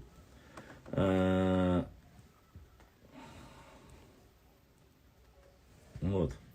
Примечательно, что Иосиф Флавий в иудейских древностях связывает со ссылкой на греко-сирийского историка Николая Дамасского высадку спасшихся от потопа людей с регионом, примкнувшим к другому передазиатскому городу Нахчеван, располагающему на западном берегу озера Урмия. Он писал: выше области Миниады находится в Армении высокая гора по имени Барис, на которой, по преданию, искало убежище и нашло спасение множество людей во время потопа. Сообщается также, что некто в ковчеге остановился на ее вершине, и что в продолжение долгого времени сохранялись здесь остатки этого судна. Известно, что Миниада – это Манна, Манейское царство, населенное хурито-метиянами, жившими в том числе и в окрестностях озера Урмия, на западном берегу которого, как уже отмечалось, находился древний город Нахичевань. Этот Нахчеван располагался в области Нарширикан, то есть в Новом Ширакане, которое, судя по названию, имело какое-то отношение к сиракам, составной части северокавказских сарматов, которых академик Джавахашвили, кстати, отождествлял с чеченским обществом Шарвай. Более подробно мы коснемся этих вопросов ниже. Интересно здесь и обозначение Ноевой горы, Барис, который напоминает чеченское слово барз, холм, возвышенность, вершина. Археологические находки, датируемые первым тысячелетием до нашей эры, демонстрируют однотипность культур Нахчеванского региона Азербайджана и приурмийских районов древней Манны, Матьены, где, как уже отмечалось, располагается еще один древний город с названием Нахчеван. Оба эти региона с одинаковым названием Нахчеван в древности входили в Матьену, или, говоря другими словами, располагались на территории расселения хуритов. Как отмечает Страбон, Урмийское озеро, на западном берегу которого располагался город Нахчеван, в древности даже назывался Матьенским, то есть Хуритским. Отметим мимоходом, что название Матьена по смысловому звучанию связано с названием хуритской державы Митании. По хуритской Митаниена название это происходит от слова мат – страна, место, земля. Этническая однородность населения обеих названных регионов подтверждает и востоковед Кашкай. Он объясняет сходство изучаемых им археологических культур Нахчеванского округа современного Азербайджана и окрестности озера Урмия этнической общностью древнего населения этих двух регионов. Вероятно, этим обстоятельством обусловлено совпадение названия двух древних городов Нахчевана и Нахчевани в нынешнем Азербайджане и Нахчивана у озера Урмия, современный Иран. Важные сведения об этническом облике древнего населения. Ну, половину мы потеряли, но ничего, дальше. Важные сведения об этническом облике древнего населения Нахчиван, современный Нахчиван, сохранил ранний средневековый армянский историк и географ Моисей Харенский, Моусес Харенаци, который пишет, что царь Тигран Ервандуни, живший согласно армянской традиции в IV веке до нашей эры, помог персидскому царю Киру разгромить Мидию и поселил неких маров за восточным хребтом Великой горы Арарата до крепости Нахчиван. Дьяконов считал, что под марами Моисей Харенский подразумевает хуритов, матиенов. Такого же мнения придерживается известный азербайджанский востоковед Играр Алиев, который, проведя детальный анализ древних источников, пришел к выводу, что мары, описываемые Моисеем Харенским, это хуриты, которые занимали территорию между озерами Ван и Урмия и стали субстратом при этногенезе медийцев. Таким образом, Моисей Харенский констатирует, что город-крепость Нахчивань был в IV веке до нашей эры, заселен марами, хуритами. Любопытное совпадение. Профессор Поспелов, как мы видели выше, относит основание Нахчивани к IV веку до нашей эры. И судя по повествованию Моисея Харенского, в то же столетие город оказывается заселен хуритами-марами. По-видимому, Нахчивань с самого своего основания был связан с хурита-урартами.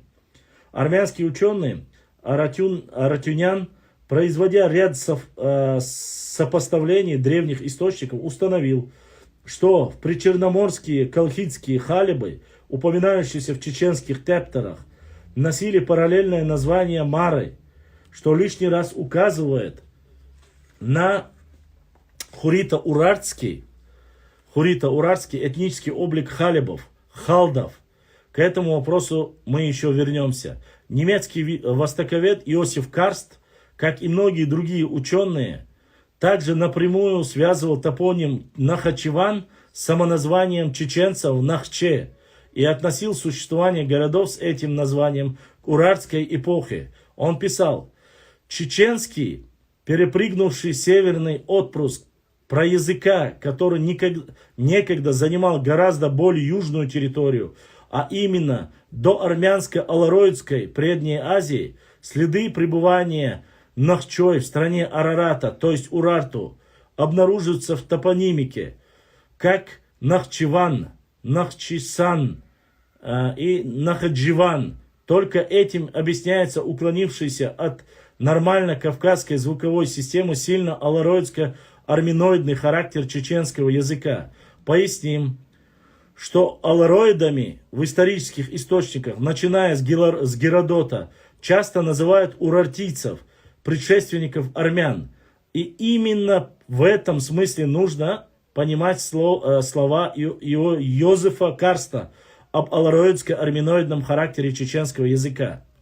То, что топоним Нахачеван существовал в урартийскую эпоху, доказывает также и тем, что название этого города в форме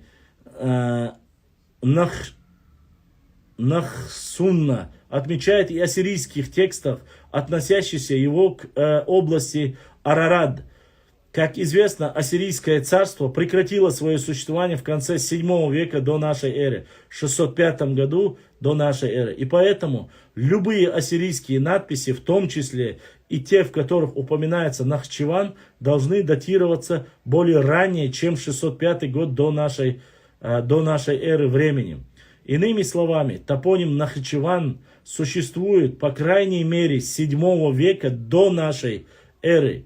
Академик Мещанинов отмечает со ссылкой на немецкого ассиролога и урартолога, профессора Берлинского университета Леменгаупта, с которым он состоял в переписке, что закавказский город Нахчеван, современный Нахчевань, входил в зону распространения урартской письменности и, следовательно, языка.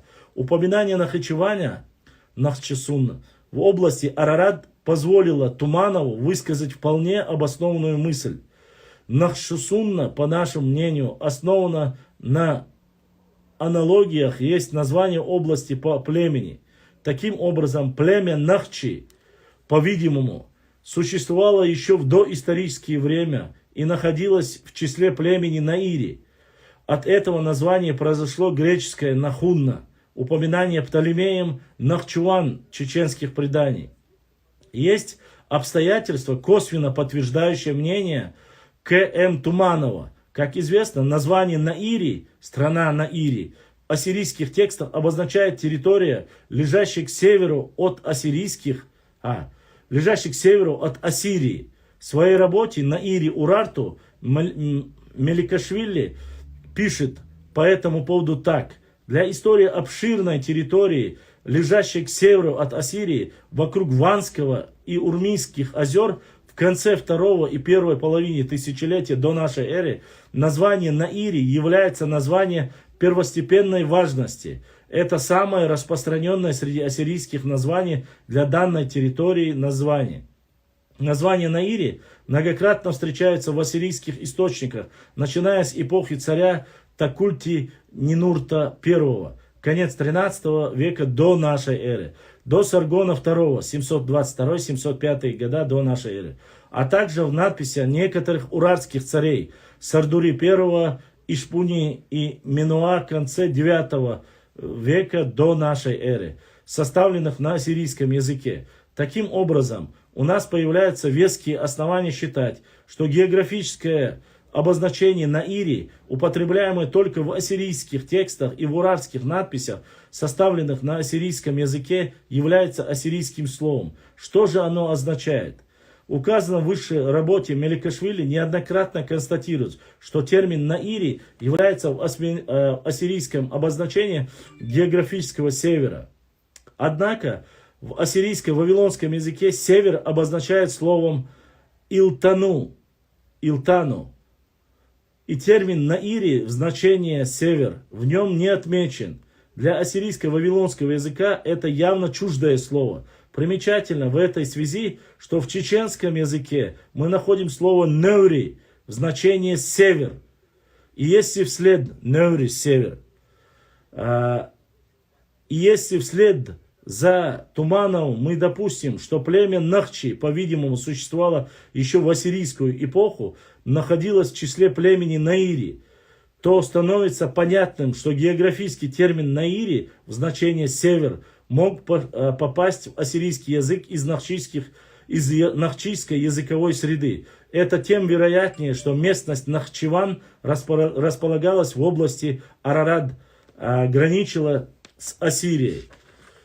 Вот. Следует отметить еще одно немаловажное обстоятельство в древнейшие времена. Еще в эпоху бытования праязыков термин «север» зародился от слова «гора». И по сути первое понятие «гора» было синонимом второго «север». Что касается конкретно интересующего нас региона, то в ассирийско-вавилонской космогонии именно на севере размещалась Великая гора богов и зиккураты, служившие символическими моделями этой священной горы. И вполне закономерно, что в ассирийских надписях страны Наири, то есть страны севера, носит вместе с тем и параллельное название обширных пределов Кутиев, Гуттиев. И название последних, в свою очередь, означает горцы. Вот такое вот использованные материалы для написания вот этого текста. Их 17. Зачитаю из них хотя бы несколько. Иосиф Флавий, Дьяконов, Джавахашвили, Кашкай, Мовсес Харинаци, Алиев, Карст, Аратюнян, Петровский, Туманов, Мещанинов, Меликашвили, Подосинов, Исмаилов, Гамкрелидзе, Тураев, Дьяконов. 17 источников, которые использовали в данном тексте. Но что касается, все спрашивали, нойри, наур, нойри, бокуду, вы узнали, что это слово обозначает север. Вот, и, как мы знаем, с каждым разом мы узнаем все больше и больше новых слов. Вот. Вот так вот Зачита Башлан дал Сейдуэл за обширный ответ. Северная часть связаны. Дейр узнали в книге. Книга как называется? Ты сейчас, Муфой, смеешься, да? Там вот такие короткие тексты, я могу уже потихоньку, уже зачитывая понемногу, чеченские этнонимы. Дополненная версия древности происхождения Асана Бакаева. Согласно статистике, 75% употребляют пищу при просмотре прямого эфира. Че, брат, унижает Русика Бузуртанова? Че, брат, унижаешь Русика Бузуртанова? Русика Бузуртанова унижает сам Всевышний, и он сам себя унижает. Я его не унижаю. Вот. Так что вот так как-то.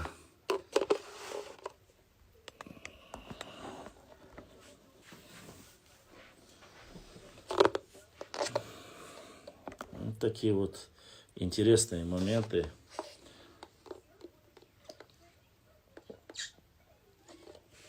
Для 3 страниц материалов, составленным Асаном Бакаевым, 17 ссылок, это огромное количество.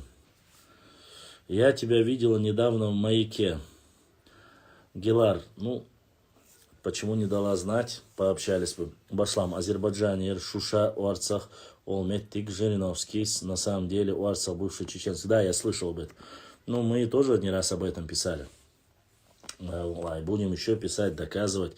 Я же говорю, больно древнюю историю, которую мы искали. И видите, в косвенных соотношениях мы сравниваем уже Нахчиван и термин этот 7 век до нашей эры используется. То есть и уже и Туманов указывает. Это очень важные материалы для тех, кто изучает историю, реальную историю, а не для того, чтобы просто прийти в эфире, поговорить там, алга-балга сказать и уйти. Это очень важный материал. Вот. Надо, конечно же, при обсуждении вот этих материалов можно и обсудить то, что он говорил, или там считает, что же мы, с чем мы согласны, с чем мы не согласны, и так далее, и тому подобное. Поэтому мне очень важно знать и ваше мнение, потому что там материалов, допустим, на самом деле, в принципе, прочитали 3 страницы, а вот уже совпадения и сравнения очень хорошие. И я думаю, что здесь, конечно же, есть, допустим, тоже 1, 2, 3, 4, но здесь чуть-чуть больше. 6 страниц, Нахчиван и чеченские тепторы. Здесь уже тоже, это 10 глава. Очень сильные, как бы говорится, материалы. Давайте вот коротко, чтобы пока вы здесь есть, еще я вам зачитаю очень интересный. Для меня это очень интересно, надеюсь, и для вас, мои дорогие подписчики. Если у вас возникнет потом какие-то вопросы, мы постараемся их разобрать и пообщаться по этому поводу. Нахчиван, земля народа Нахча. Если ученый-географ М. Мурзаев с некоторой неопределенностью отметил, что топоним Нахчиван, Нахичевань известен еще в истории Ближнего Востока до нашей эры, то доктор географических наук профессор Поспелов проводит более точную датировку упоминания Нахчиван, Нахчивана, Нахчивани в исторических источниках.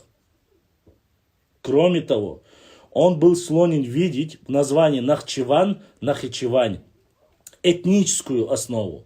Этот ученый писал: Нахичевань, столица Нахчеванской автономной республики Азербайджан.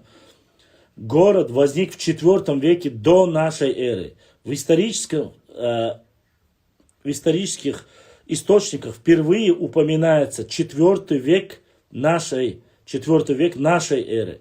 Наиболее ранняя письменная форма Нахтчаван, где Нахчта, древнее армянское родоплеменное название и элемент ван, варианты вани, вана в древности очень продуктивны и топонимами Закавказья и Малой Азии употребляется значимо место, дом, земля, страна, а также в роли суффикса принадлежности. Таким образом, с учетом древности топонима можно сказать, что первичным было название местности Нахчаван, земля рода Нахчта. Нахтча, прошу не путать. И по ней затем получила название возникший на этой земле город. Азербайджанский ученый Мамедов, сопоставив множество источников материалов, также пришли к заключению, что название Нахчеван произошло от наименования одного из племени Кавказа. Странно, что этот ученый не довел свое мнение до логического конца, указав, что на Кавказе, да, и во всем мире есть только одно племя с историческим названием Нахче, это чеченцы. Отметим мимоходом, что компонент ван в этих этнических названиях имеет, судя по всему, не иранское, как полагал Минорский, а урартское происхождение. Так академик Капцанян, возражая тем, кто выводил термин «аван» в значение «село», «городок» из персидского, категорически заявил, что оно является природным доармянским, точнее халдским, то есть урартским словом, которое получилось из урартского «эбани» – страна, закономерным фонетическим переходом халдского «б» в армянское «в», как, к примеру, урартское «биани» стало армянским названием города Ван. Здесь нужно обратить внимание также и на то, что остальные урартская форма «эбани» страна, трансформировалась в армянском слове «село», «городок», что свидетельствует о некой семантической неустойчивости термина «ван», который может выступать как значение страны, земли, местности, провинции, так и обозначить отдельный населенный пункт. Укажем, что урартский «эбани», «биани» связано очевидно с чеченским термином «бян», «бен», «гнездо», который имеет второе, более емкое значение «родовой центр». В Закавказье и в Предней Азии обнаруживается немало племен и народов, чьи названия, как в случае с Нахчематянком, Нахчеваном, одновременно присутствует и в обозначениях страны, так и города. Такое сочетание, к примеру, мы находим в названии город Ереван, Эревань, основанное еще урартийцами под именем Эребуни. Специалист по топонимике Жучкевич отмечал, что в основе названия Ереван Эребуни лежит Эребуни,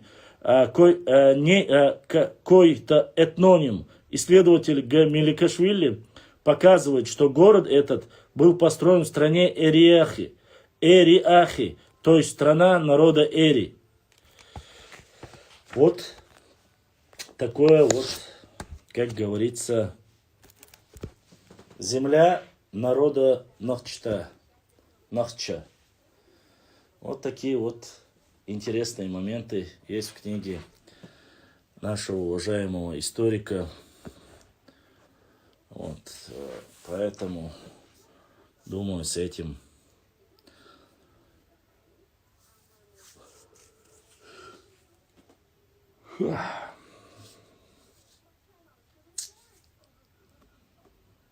Штама штукшун.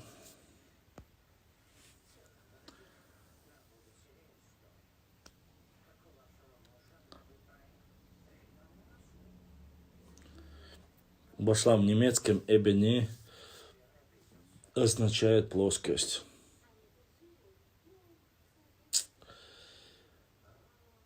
Хороший человек. Книга называется «Чеченские этнонимы. Древность и происхождение».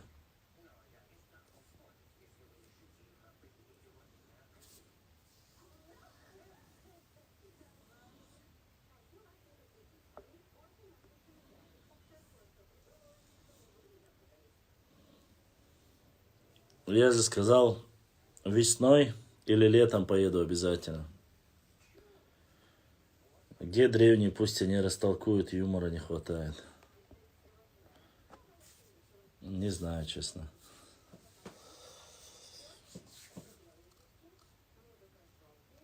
Сколько сегодня задонатили? 250 рублей, если тебе так интересно. Так, Катар-Юрт, Мержуай на связи, Санкам Нохчи. Катар-Юрт, Мержуай, Салам Маршал Дукой. Вежешка.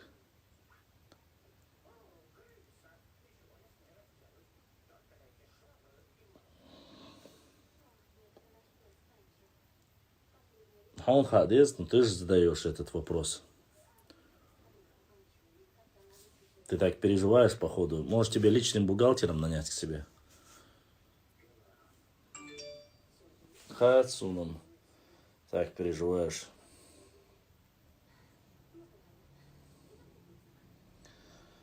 Так.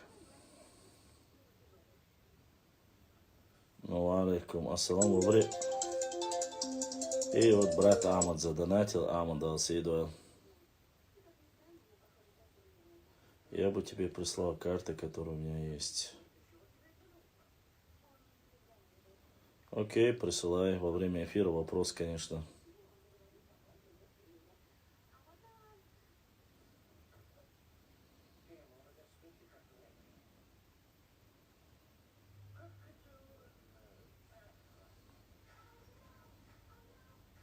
Allah ettu boyl boşa.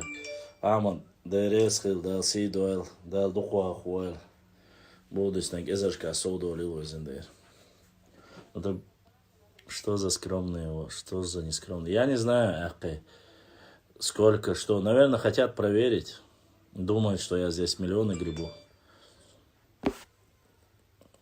Эдини карбеной выхуза. Скромные, нескромные. Но всем что-то задеть или внешность. Сегодня один там просто пол эфира пытался узнать мой ДНК, сдавал я, не сдавал я. За прошедшие сутки во Франции, что там? Ага. В Заканюрте есть психушка, кто знает. В Брагунах есть, в Шалях есть. У Башлама сегодня день рождения, но... Мотя. Дерес хил, балдухи. До 17-го, как говорится, еще дожить надо. Нельзя лезть в чужой карман, спрашивать такие вещи. Ола, я ни от кого ничего не скрываю. Зачем каждый раз спрашивать? Ну, хотят задеть, хотят оскорбить, хотят сказать, что проплачиваем и так далее и тому подобное. Альхамдулилlah, что есть, то есть. Я никого ни от чего не скрываю. Так, я открытый для всех людей человек. Вот. Мое богатство — это мои подписчики, мои братья, сестры, которые общаются со мной, рассказывают интересное, делятся.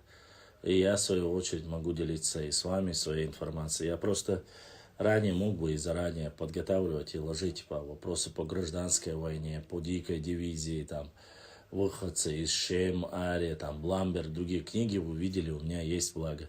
Я просто не понимаю, кто, как говорится, относится. Кому-то чтение нравится. Я вот читаю, у меня было 61 человек, начинаю общаться с людьми, захожу, 70-80 человек поднимаются. Если есть вопросы, я отвечаю на вопросы, которые задают, и пытаюсь максимально ответить. Но во время эфира я не могу понять одного. Отправлять в директ. Так, карта. И Рамзан. Ага. Так, прислал карту один брат. Рамзан, Аллах да саадуэл да дукуахуэл. Ну, карта, понятно, это карта Чечни без куска. Именно тот кусок, который нужен. Хорошая карта. Хорошая карта, видел я эту карту. А где кусок? Смотри, карты очень дорогое удовольствие, очень дорогое. Поэтому с картами немножко сложнее мне. Так. Брат Рамзан Жанаралиевич. Дейл Шедуа. Вот такой донат прислал Рамзан. Дал Сейду дал Духуахуар. Аллах Адала Бодиснег. Эзашка Саудоритин. К сожалению, только в таком формате сохранилось. Понимаю. Понимаю. Я дейлдаш. Сюлю бухца алгаш. Дейлдаш. Ёж. Я не хочу выражаться, ладно. Так. Дальше. Покажи нам тоже или сперва на публикацию. У тебя не подходит голос для чтения. У тебя не подходит голос для чтения. Интересно, какой он мне должен быть?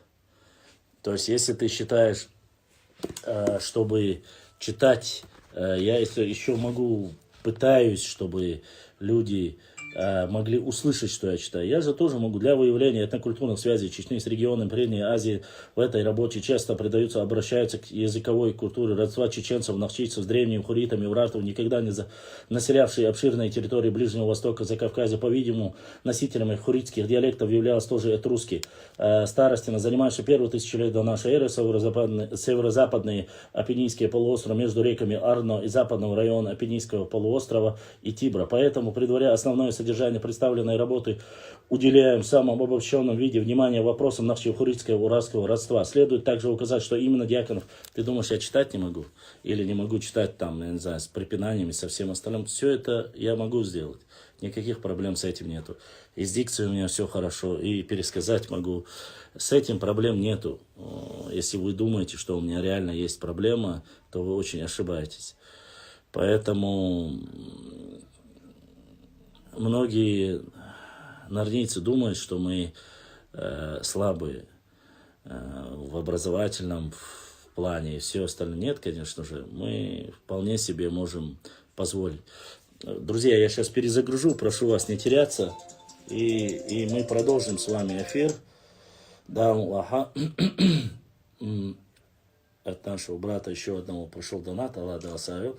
Давайте я сейчас перезагружу, и я отвечу на ваши вопросы. Видать, у кого-то есть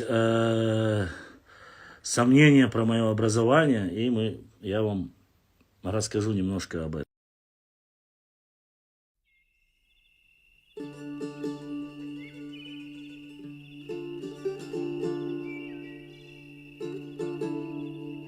Дорогие друзья, не забудьте ставить лайки и подписаться на канал, кто еще не подписался.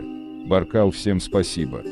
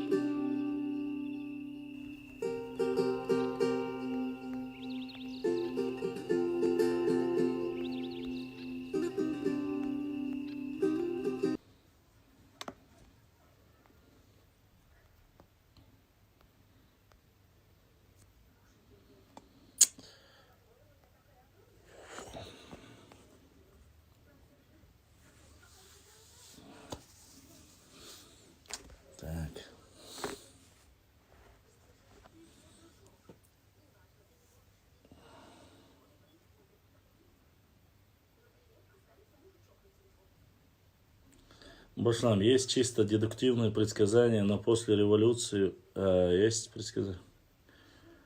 К сожалению, мой ответ многим не понравится по поводу Казахстана и геополитического вообще ее позиции, кто вообще поднимает эту тему. Абсолютно неприемлемо то, что якобы Российская империя пытается расширить и присоединить Казахстан. Это неправда. Конечно же, с этим я не согласен. Но кто это делает, у меня есть догадки.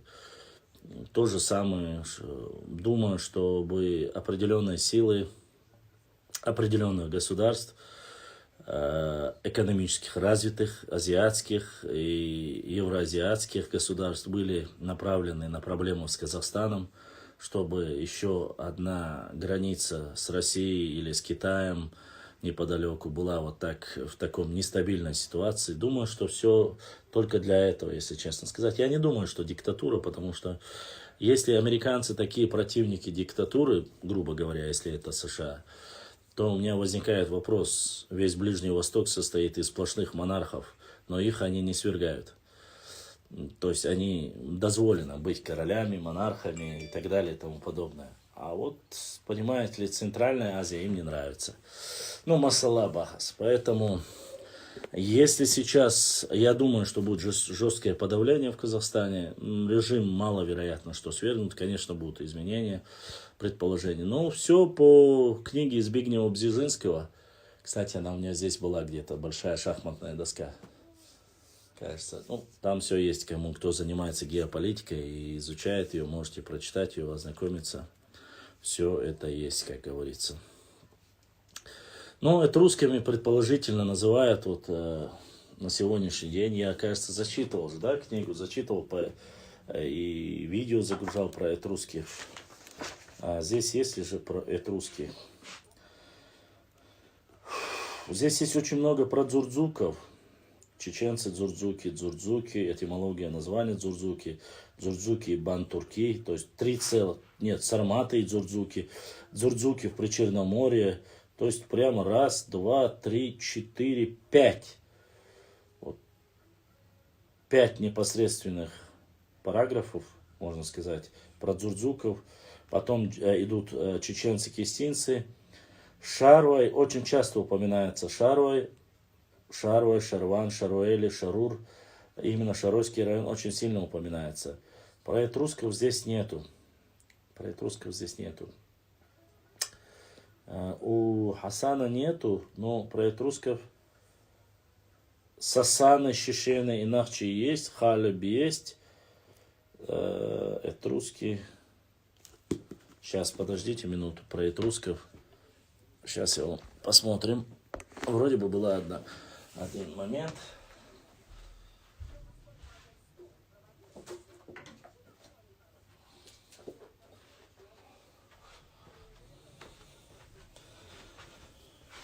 Момент. Этруски, да? Сейчас посмотрим. Про дзурдзуков целых 5 пунктов там. Этруски. Если здесь хурита-урарский. Алароиды есть. Этрусков здесь тоже не указано, здесь про этрусков. В этой очень важной и нужной книге тоже. Аланы, кемерийцы, скифы, сарматы есть. Этнонимы Колхида, Иберия, Кавказ. Или этимология топонима Кавказ. Этимология этнонима Дзурдзук и дешифровка древних текстов здесь нету. Про этрусков сейчас посмотрим, что об этом говорит.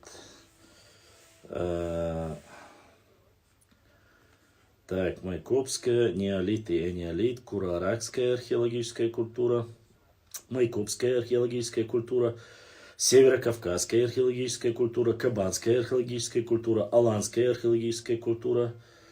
Так, древние жилые башни, система сигнальных башен, культовые сооружения, погребальные сооружения, петроглифы, ремесла и кустарные промыслы, оружие и защитное оружие, древние религиозные культы, фольклор, этика, тайпотухумная демократия, традиционное право, исторические области, Акки, Майсты, Мелхиста, Нохчумах, Уарстхой, Терлой, Чанти, Чеберлой, Шарой, Шотой, Тайповой общиной. И про этрусков ничего здесь нету. К сожалению, про этрусков только то, что мы нашли. Видео, которое буквально недавно опубликовали итальянцы. Только в этом есть. Но, как я сказал, я указывал только 5 археологических культур, которые на нашей территории находимы. А здесь, смотрите, Кураракская, Майкопская, Северокавказская, которую иначе другие называли Сарматская, называли его Северокавказская археологическая культура, Кабанская археологическая культура и Аланская. Это получается 1, 2, 3, 4, 5. 5, правильно я сказал. 5 культур, которые мы находим на территории одной только нашей республики. Книга, конечно, Лечи Лясов за эту книгу особенно Баркал. Ну, тот, кто не занимается профессиональной историей, она немножко тяжелая, конечно же. А так, если в сокращенной версии, конечно, вот древние истории, вот как эта книга называется, это очень сильная древняя история чеченцев Нохчи, древняя история нохчийских племен 3-1 тысячелетия до нашей эры. Здесь очень сильная, вот что мне очень сильно в этой книге, хоть она очень краткая, сильно нравится, что рецензенты мне нравятся. Сильнейшие рецензенты в этой книге. И это очень радует, конечно же. По математике у меня 4-5 в разные времена. Вот алгеброй уже на 4-5 была средняя оценка математика.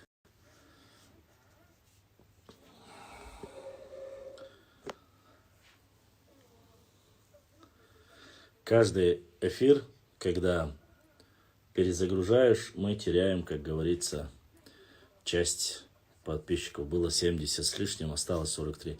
Башлам, салам алейкум. Такой вопрос. У осетин есть слово «нахи», значение слова «наши». Вот интересно, это просто совпадение или как-то взаимосвязано? Конечно, это не совпадение, это взаимосвязано. Это взаимосвязано. В основном слова, которые и традиции, слова, очень многие вещи осетины переняли у нахчийского культурного кластера. И тут ничего удивительного нету, это все знают. Об этом я разговаривал с нашими учеными, которые говорят, что осетины переняли часть нахчийских непосредственно. Вот след этрусской кнахской истории есть, кажется, книга такая. Асхабов. У меня нету, к сожалению, этой книги, но если бы даже была, если рецензенты слабые, или если это написал какой-то любитель, я ее использовать, честно сказать, не буду. Почему? Потому что это очень сложно. В дальнейшем для использования их материалов у нас даже в эфире, ну, люди за серьезно не будут. Даже Рамазотти, который вроде бы понятливые или понятные вещи говорим, мы говорим о понятных вещах, даже он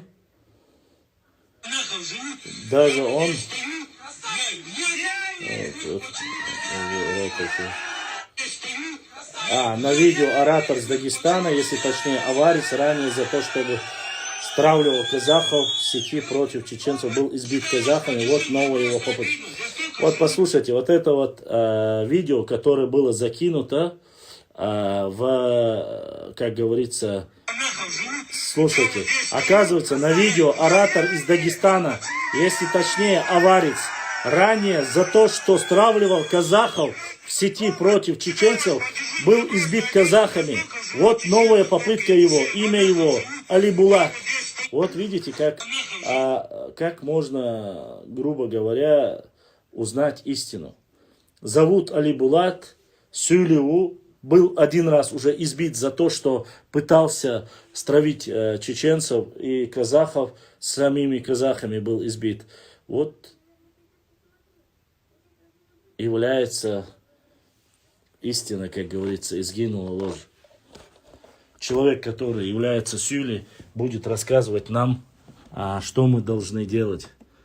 Не говорит он: дагестанцы, братья, давайте, Сюли, давайте, присоединяйтесь, помогите революции. Не говорит. Вот этот человек сам по происхождению Сюли, имя Алибулат, был уже один раз избит. Вот вам и что и следовало ожидать. С нашими высказываниями, с нашими громкими словами. Вот так ни за что, ни про что втравливают, выбрасывают, бросы делают. А наши люди уже, некоторые даже у меня в эфире начали писать про какую-то демократию, которую якобы несут эти люди. Вот подлости ожидать можно отовсюду. Особенно Цундер Мабасец, аухмахкарил ситуацию. Валлахи. И решать, Цаяш, они решат, готовы все, что угодно решить. Мне один час пишет, особенно то, что я про Байсангура пишу, ему очень сильно не нравится. Юлиудович и Байсангур, откуда ты взял? Ты опираешься на исторические романы, ты опираешься на художественную литературу. Но я ему обосновываю, что в основном авторы того времени, касаемо даже текста Байсангура Биноевского, использовали на основании полевого материала, поэтому нужно это про все народы Дагестана Сюли. Нет, не все народы Дагестана Сюли. Там конкретно указано, что он аварец. Народы Дагестана каждый называет лязги, лязгуа это лезгины, гунки это кумыки, газгунки это лакцы, Сюли это аварцы, дидо это дидойцы, анди это андийцы. Кого я упустил еще там? Вроде бы всех назвал. Ну, табасаранцы и так далее, это удины, эти маленькие, или не так уж большие, даргинцы, цадахрои. И вот так у нас идут потихоньку такие названия. Поэтому, и нет, конечно, не все в Дагестане Сюли. Сюли это определенный народ. А то, что буртиналами нас они называют, да? Буртиналами называют, ну, это их народ называет так нас, ни больше, ни меньше. Но поехать в Казахстан, поднимать нас, а зачем нас-то поднимать? Один из самых больших народов Дагестана был, а вот пускай и своих бы поднимал, а не чеченцев. Я ошибся в названии книги. Нахские языки, ключ к русским тайнам. Плиев, Грозный, 92-я книга. Угу.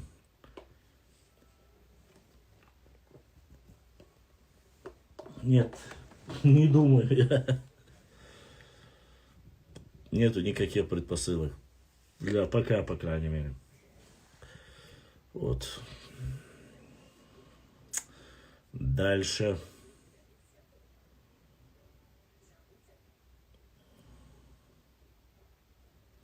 Ва алейкум ассаламу ва рахматуллахи ва баракату.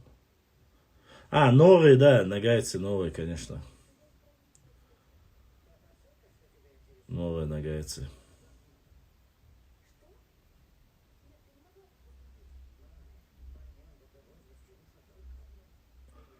Таулинцы. Таулинцы, под словом таулинцы упоминаются горцы. В основном считается, что это были аварцы. Аварцев называют таулинцами, говорили, по крайней мере. Грозный, иди приезжай к своим братьям Сюле. Грозный минут ешь.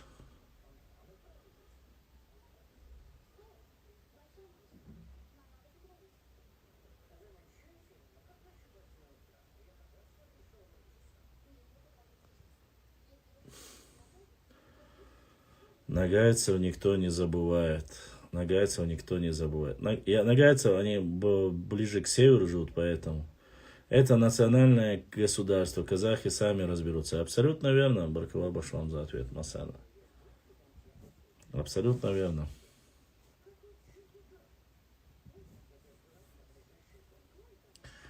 У меня это...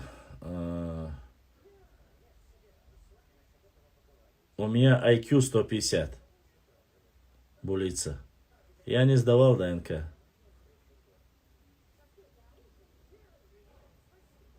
Мне и надобности в этом нету. А я знаю, кто я такой. 16-17 поколений своих предков знаю. Откуда вы произошли. Знаю по отцовской, по материнской. Брат, ты похудел. Было бы неплохо, брат Адыг, но это просто я бороду сделал чуть меньше. Хотел ко дню своего рождения немножко помолодеть, но не получилось. Вот. С Канады есть кто-нибудь у нас сегодня в эфире? С Канады есть?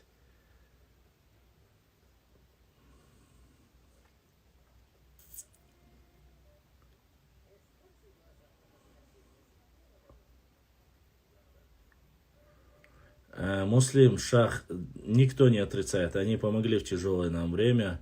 И тут в кулак помещается. Да, в кулак помещается. Помогали, казахи помогали. Если бы внешний враг, Булица 21. Вот я смотрю, ты очень молодая, походу. Вот. Может, мне на тебе жениться. 21 год это самое то. Если внешний враг, я бы ничего бы не сказал. Граждане этой Казахстана должны были по-любому пойти и защищать свою родину. Но там не внешний враг, там внутри свои разборки. Одни баи, я не знаю, хотят сменить других баев. Чеченцы не стремятся к тому, чтобы там какое-то что-то взять, политическую власть. Поэтому не наше это дело.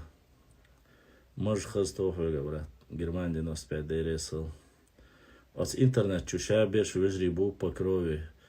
О, ногчи дол. Это да, Уфа. Вашлав, ты не женат? Нет, хочу жениться на молодой, красивой, чтобы наш братский союз укрепить, хорошей, красивой черкешенки, или как правильно, или адыгейки, или черкешенки. Чеченцы не стреляют в спину. Это, конечно же, я так по-братски сказал, шутя. Шатой, а то сейчас наши сразу. Я молода для тебя, ты выглядишь плохо. Я молода для тебя. Ну, что поделать. Значит, если ты не будешь, то я вообще не женюсь. Все. Ты молода для меня, видишь, а я... Что поделать. Зато ариец. Булица, поэтому. Муслим, давала забрешь, побастар, шейчел хаун. Черкешенка. Да, чеченку бал муслим. Это была вот шутка, вежливо. Поверьте, я не сижу в интернете, не пытаюсь ни на ком жениться. Это такая шутка была, это был сарказм. Оставьте, да. Оставьте, да, я вот такие вещи не сильно люблю. Личные дела, сюли, говорят, происходит от слова сюла. Эти люди несколько соблюдали гигиену. Кайн машины. Мелдик бой Израил. Поэтому это была шутка. Так что не обижайтесь, братья, сестры. Тебе сколько лет, брат? Вот это зря ты спросил. Вот. 30 с хвостиком мне. Все дружно ищем невесту нашего. Не-не-не, муслим шада, резко. В глубине души она согласна. Но она говорит, что слишком молода для меня. Видишь, как плохо. А ведь наши традиции не говорят такое. Султан Галныш и Жижиг принес. Никто никакой Галныш не принес и Жижиг не принес. Я тут подготовился поесть на свадьбе, бах, красавчик. Во, вот. Адыге, брат, вот между, Башлам, надо собраться для бесед. Не понял, надо собраться для бесед. В смысле? Автоломбард групп. Группы у меня сильнейшие, конечно. Раньше у меня было очень много подписчиков-стоматологов. Начиная от Псидаха, заканчивая Хасавюртом. Сейчас все стоматологи пропали. Если Башлам женится, мы его потеряем в эфирах. Да нет, и зря вы так говорите. Принц с бородой есть, нужно найти невесту. Надеюсь, невеста без бороды будет. С бородой я не люблю. Она скромничать пошла. Странно, что... 3-4, что такое? Я за большую семью. Ты, значит, не воевал, а кричишь, как будто в первых рядах стоял. Я воевал, очень много воевал. Я столько уже воюю. С 94-го года воюю я. До сих пор моя война никак не может остановиться. С перерывами, понимаешь? Конечно, воевал. Понтами не бросался, и другими не бросался. Воевал. Каждый день воюю. Утром просыпаюсь, беру и вот с утреца как начинаю воевать. С перерывами на ламаз и иду. Война одна. Это исторический канал или программа «Давай поженимся». Качмасти. Да никто здесь не «Давай поженимся». Это время от времени люди любят немножко снять разговор с таких агрессивных тем.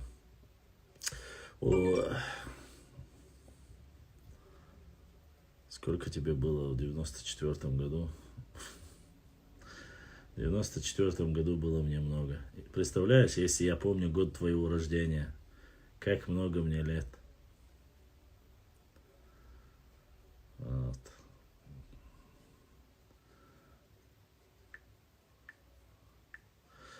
И я понимаю, что у тебя сарказмом у тебя все Невзоров, Казахстан сегодня подмигнул России.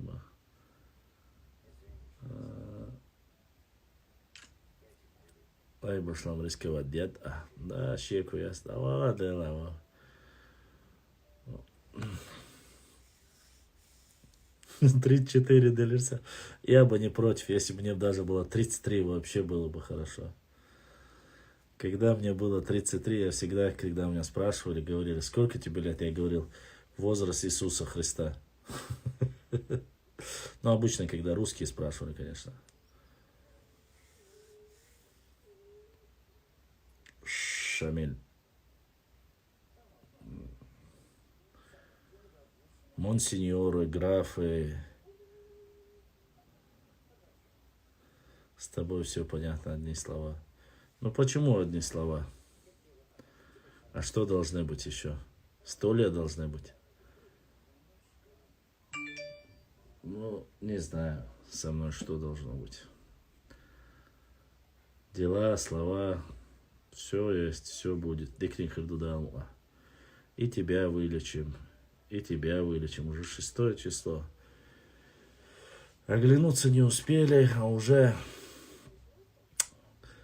бальзаковского возраста, мадемуазель. Обычно женщины бывают бальзаковского возраста. Так, под 40, кажется. Башлам диван. Курах архваса. Оксакур келахвахтен ашаматса.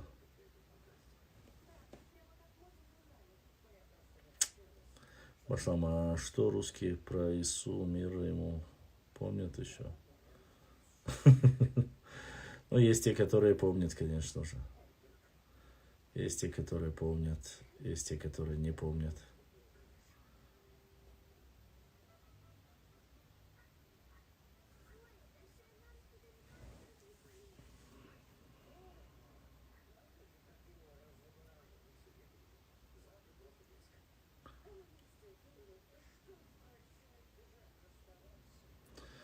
Эх, Расул, бұл Аллахаз құятет қа.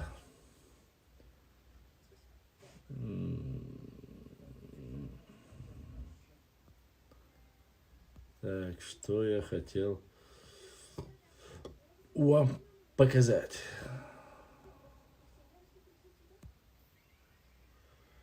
Я боюсь, что это, если я покажу, не самое лучшее. Сколько мне прислали?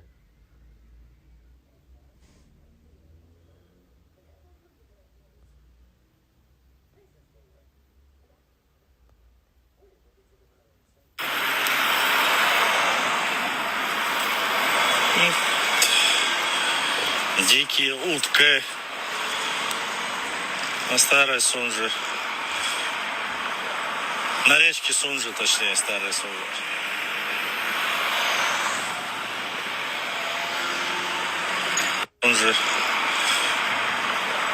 На речке Сунже, точнее, старой. Короче, проходил я пешком по Сунже и брат, Аслан. Если я не ошибаюсь, это мой брат Рикху.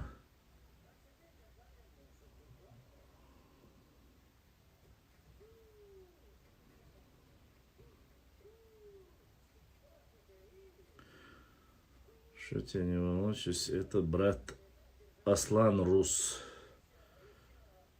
задонатил. Если я не ошибаюсь, это Аслан у нас чуксой.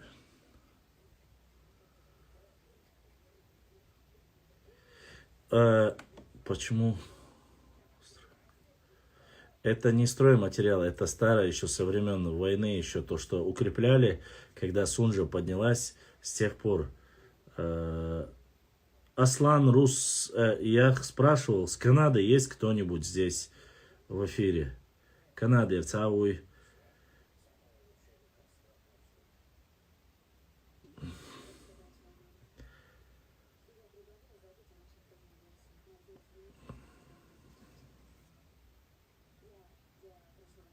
Хотел, если с Канады кто-то есть, надо было.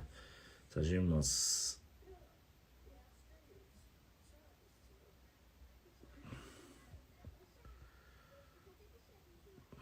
Что-то спросить хотел. Аслан дал сау дойл. Будиснег. Аллах дала. Беркат дойл. Да, духва ахуал. Ассаламу алейкум, башлам. Ва алейкум ассаламу ва рахматуллахи ва баракатуху. Я гулял вдоль речки Сунжа, и это дикие утки, короче, плавают по Сунже. Хотел показать, заснять и показать вам.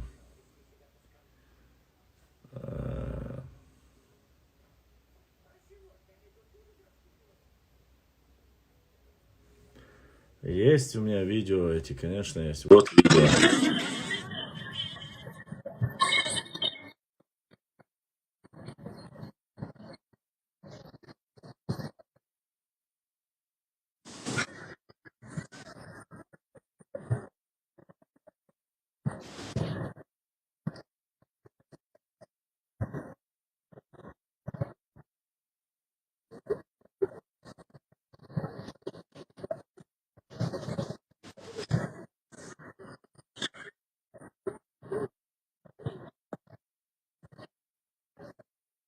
Так, что еще там?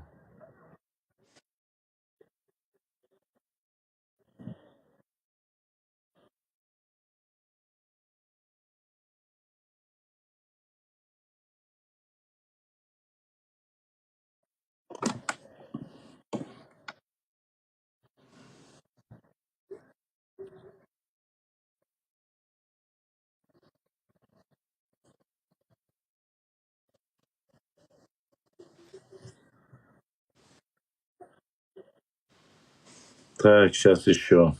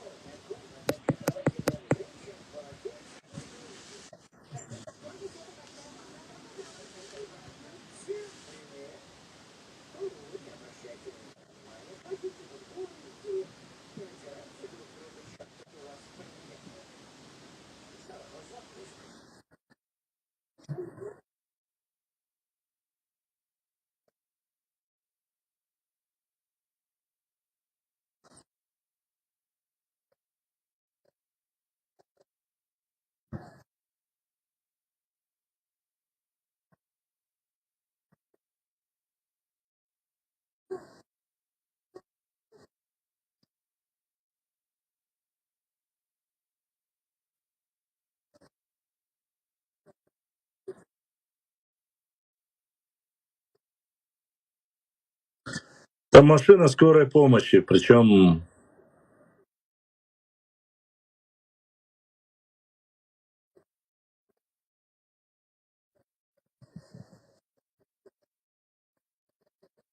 Да, это скорую помощь они разгромили, короче.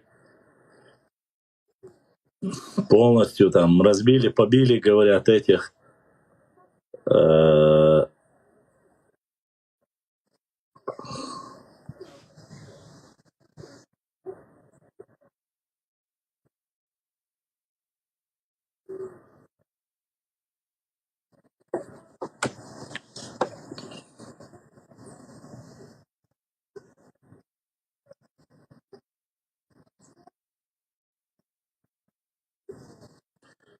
Шамиль попал в плен, да? Что-то я бы не сказал, что он попал в плен. Он сам добровольно подошел.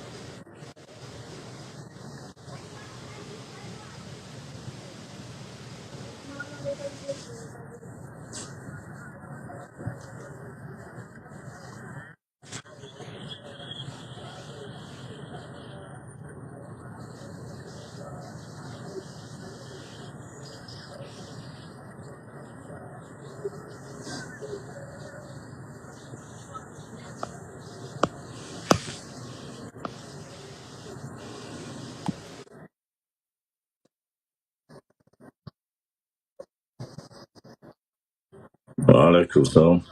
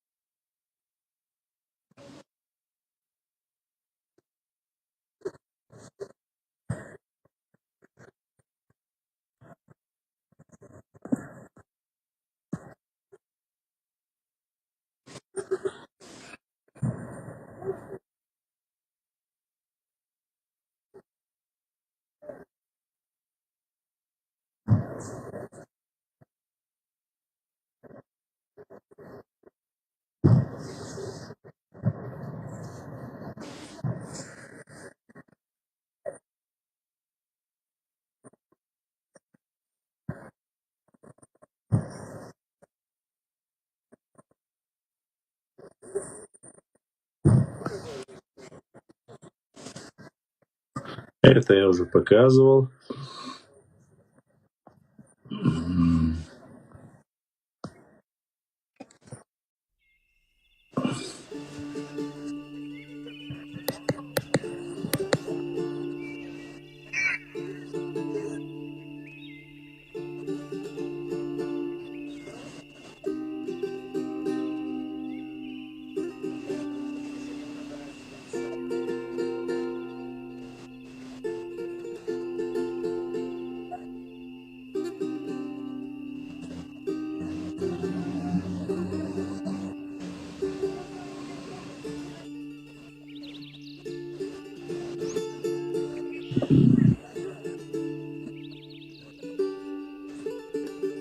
ТикТоке у меня нету, я не могу. Мухаммад. Я вот сменяю цитулы тратили шуксой. Но это я тоже показывал.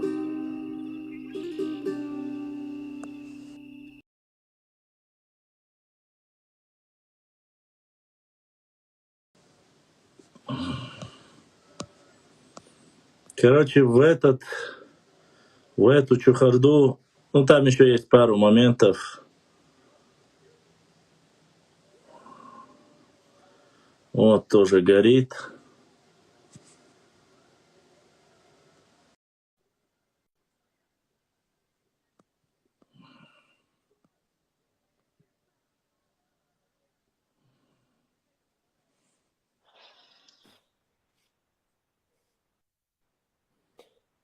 Салам алейкум.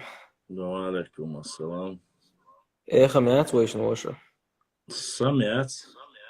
Yok echa. Сейчас. И сам солнце ни секунду заболело.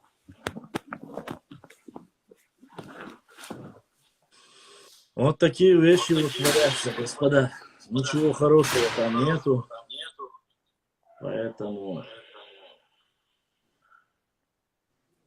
надо дистанцироваться от всего.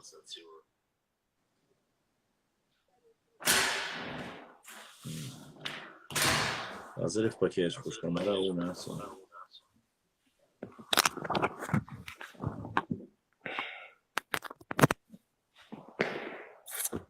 Хазиса пошла. Хаза. Мады. Умадат. Муба вышел. Живой. Прошло Да. там уже все. Нет, не прошло минуса. Пока еще не прошло. Вышла, жим вистал мне гадариса. Hello. Цац был, на цецу сюда. WhatsApp, чуах, Telegram, что он с группы шауку, если что нахче больше. Цанхена, вы депортация инчана, вы принимаете мир. Вы цан воды дагдиз бош, на бо шкурт бош там худа вол. Кана билет اشج بالعبيد سبوش بيش موينو هذا اسنو سؤال غير تقولوا هايشن تقعدوش تجاهز أوكرانيا هديك خاوين يمو دول دلا خا سو كونكريتنا دونا سخينا عش سو كونكريتنا بوليتيكو السيستم شاحت تقعد يدو شغلي بد أس دعوه على لبوا سيتواتي خات أوكرانيا خلوا سيتوات نون بيلاروسي تا إذا كان أصلا بوا كده هاي под один сценарий душа дегити гадуичтик. Точ в Украине асан душа дегити. Хауслаш. По-любому мирные хулили или митингующие хулили, мин хулили из герсакиш сахул, целозвеш сахул, целеш сахул сега.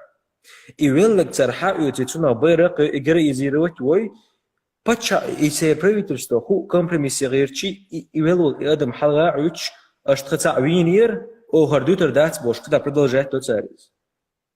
Дохар газ ерце требуешь. Ю отставка правительства ерце дон. Или распуск правительства ерце дон. И шадеги выполнять деш ту цену.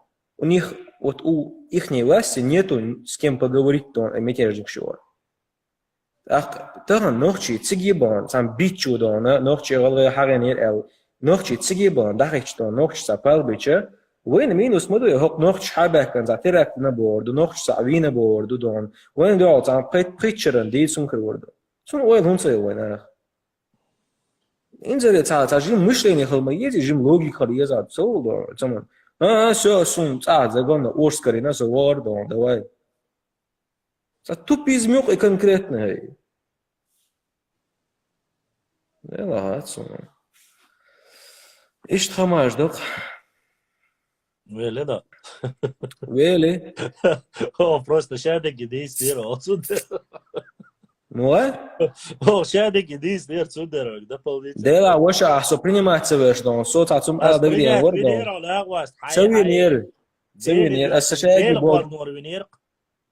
صح لدواء هو إتاعي هو ديشي انستغرام обновлять ديشي перезапуск перепрыживший чей дом. Хорошо. Хинс ундина аккаунт кэчи. Хинс. Принятно, ну все и все. Забыл, что Великий политик, ты сейчас сел, мне 2 часа рассказываешь, что ты знаешь, как и кто поджег свечу и Эйфелеву башню, конечно. Конечно. А теперь ты мне тут рассказываешь, приняться не надо. Не, Айзо Шварцен, что ты реагируешь? Политика. Нормально, официально страница ей. Заблокировать его. Вир Ватсон. Слушай, чисто свою страницу веди, эфир чувал, Наверное, что больше ють. Хьюца реакцион. Ицинча соцербон. أنا الخليوي شوق إنه عشرة ديك راح شو. Бой аудио غالي ولا باخذ на 15 килограмм. غالي والله بدك تسويش بديش. غالي والله بدك تسوي. Очень дешево, ждать, можно. Дела, 100 килограммов, 15-20 долларов, ну да ладно, сейчас не об этом. Нет, Да, я просто сейчас показал эти съемки не для этого. Я их показывал для тех людей, если кто-то думает, что просто так. Сейчас выложил наш брат это видео. Я не знаю, получится ли показать вам его. Сейчас постараюсь показать вам. Освободила. Где здесь уже, видишь, прислали видео, где накорчится. Завалить. Да что ты гадаешь, пошла. Но уже если чуку соряться, за это сразу бант говорю. Представь, не? Трактор станет, тыкнешь, трактор грабите, тыкнешь. Ю. Телевизор что, багажник чухаешь, каргер, значит, группировку шутига. Ночью горят здания. Да, ну, короче, тут, конечно, это такое не закинешь, здесь уже банки грабят, машины сжигают. Что здесь? Белнах, не он говорит, что. Да, короче, еще коца, да, короче. Ну, короче, не самое лицеприятное, ладно. О, прислали, его не видно, кстати, здесь это видео. Вот он. Здесь снизу написано. На видео оратор с Дагестана, если точнее, аварец. Ранее за то, что стравливал казахов в сети против чеченцев, был избит казахами. Вот новая его попытка. Имя его Алибулат. Вот такое вот видео, которое скинули. То есть неизвестный чувак, который мог бы сказать там своим, грубо говоря, этнического происхождения, кем он является. Нет, он чеченцев, ингушей надо призвать, чтобы наши дурбозвончики клюнули на это, побежали туда кого-то что-то делать. И остальным сотнями, тысячам испортить жизнь. Поэтому, что я хочу сказать, и видео, что не это, уже абсолютно никому нам это не нужно делать. Из-за мсигайо сценарием, еще более, массально гинаю, через это все прошли, поэтому не будем возвращаться через 2 часа опять к этому вопросу. Я думаю, что Спилю Вала Мила Валаха, если он такой герой, пускай едет. Никто его не держит. Есть сколько там, 700 тысяч. Он может позвать своих 700 тысяч Сюли. Не надо звать чеченцев и ингушей. Суетолог Милутик Уагер Чон паникует, да. На языке гич паниковать. Аслан, Рус, Аслан, да, Сидуар, да, Духуа, Хуайла, Рикху, Вошат. Он просто, Вошу канадский $8 дает нир. И сюда это канадский $8 дает. Он прислал в канадских долларах. И хотя есть стоит тут ир. Сундер цунг тигавол цунг цанг але имело хуза эфиря вала цунг. Недостаточно средств, чтобы снять больше. И 1 ила, 2 ила канадский именно доллар дает. И снять дает это чворсо. И хум цедало дери хат чворсо. Это он байра у нас, Аслан. Хавик больше дает царон. Да, он в подвале сидит или где. Короче, ажан суетолог, хотя он 2 свечки вла, номер был пальцы. Когда он ушел в Гуниб, да. Мы считаем, и мы будем, иншаллах, мы работаем над этим, ищем доказательства И 6 или 7 ссылок я уже скинул вам. Есть тиндинский полевой материал. Есть несколько историков, которые выложили из них. Мы работаем над этим. Последний материал, который нашел Хасан Бакаев, что были те, которые скрылись в пещерах и где-то после этого сражения Гуниби, когда попал в плен, или как ты написал, попал в плен Язенерия? Ага, ну вот, когда он попал в плен, хорошо, что еще не сказали, что он там, не знаю, ну да ладно, попал в плен, он в этот момент Байсангур Биноевского там уже не было. Считаем ли мы, да, по преданиям всех и биноевцев, и многих старожил того, той местности, многие знают, что он там был. Цехуюцин. Собардела, Аслан. Сөйт хажун, цегоет хажунсон. Башла, и вы почему-то бэкна шлюшку, а вот видели генерсон, бэкна на барю, что? Видели генерсон? Мацпяхкин, что молодец. Дейла. Вроде бы в Саудовской Аравии. Цигаю, сёнг. Саудовская Аравия, а укусом хуш. Вала, шорт, бэкна. Артур Тахтамиров, Алязин, Ваша. Аллах, эхту буальха, Иштятин. Он канадский $10 прислал. Да. Салам алейкум, Южри. Башлам Аллах, эхту буальха. Исрапил, очень приятно. Исрапил, цаны первый эфир, я чувствую, что и вот он прислал в этих канадских, и я не могу снять это из-за того, что он прислал их. Он говорит, хол хайон, Аслан, асиц он хол. Когда нажимаешь, сейчас я тебе скажу. Недостаточная сумма вывести гунядина голосу, вроде бы 563 рубля несло российскими рублями, но он не снимается. Канадские доллары, алязин докцут я сунум цацу снять он цедала. Короче, Артур Тахтамиров, алязин укы, шахам хацу. Башлам, что короче, как ты ему еще чанты был? Вала дон чофца дагахца хаклушта хазхи чули. Дела, цухарда хамаца барца хаз сүйч дох сане мэрбият то что она. Дел да сон бетуаш бансон кагинат бахкан шер сон шнуш буца просто видео или хаята. Видео, Сунсегина. Я туда вообще не влазил, я только вот как ушел в историю, в это все только и успеваю. Или читаю, или слушаю Ламас Дос, читаю, музыку слушаю, читаю, посты делаю. И вот все, вся моя жизнь так и проходит, работает. Башлам, я хасур чуквасан, худа казахта важбу, я не знаю, то ли из-за красной футболки, на котором было написано 65 лет победы, то ли, ну да, я так понял, что это они хотят. Ну, мне там, мне там 19 лет, мне кажется. Историк и всея Руси, как раз таки в то время я и учился на историческом факультете. Я не знаю, что они хотели, просто... И причем я не могу понять, это знаешь, после чего они закинули? Это, у нордийцев особый склад ума, дебилизм, понимаешь, у них, крайней формы. И они написали, короче, типа, что я ищу, звоню, и они причем...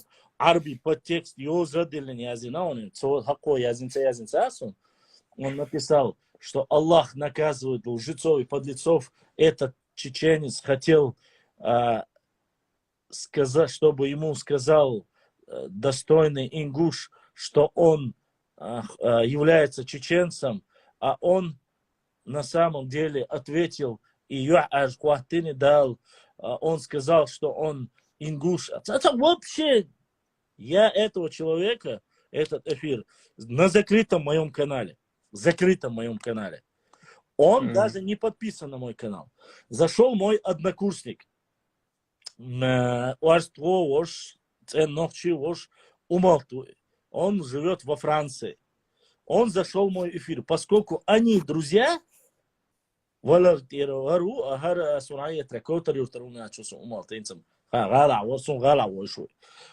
его друг. И Умалт, когда зашел ко мне в прямой эфир, этот парень зашел к нему. Мухаммад Умалатов Алязиной.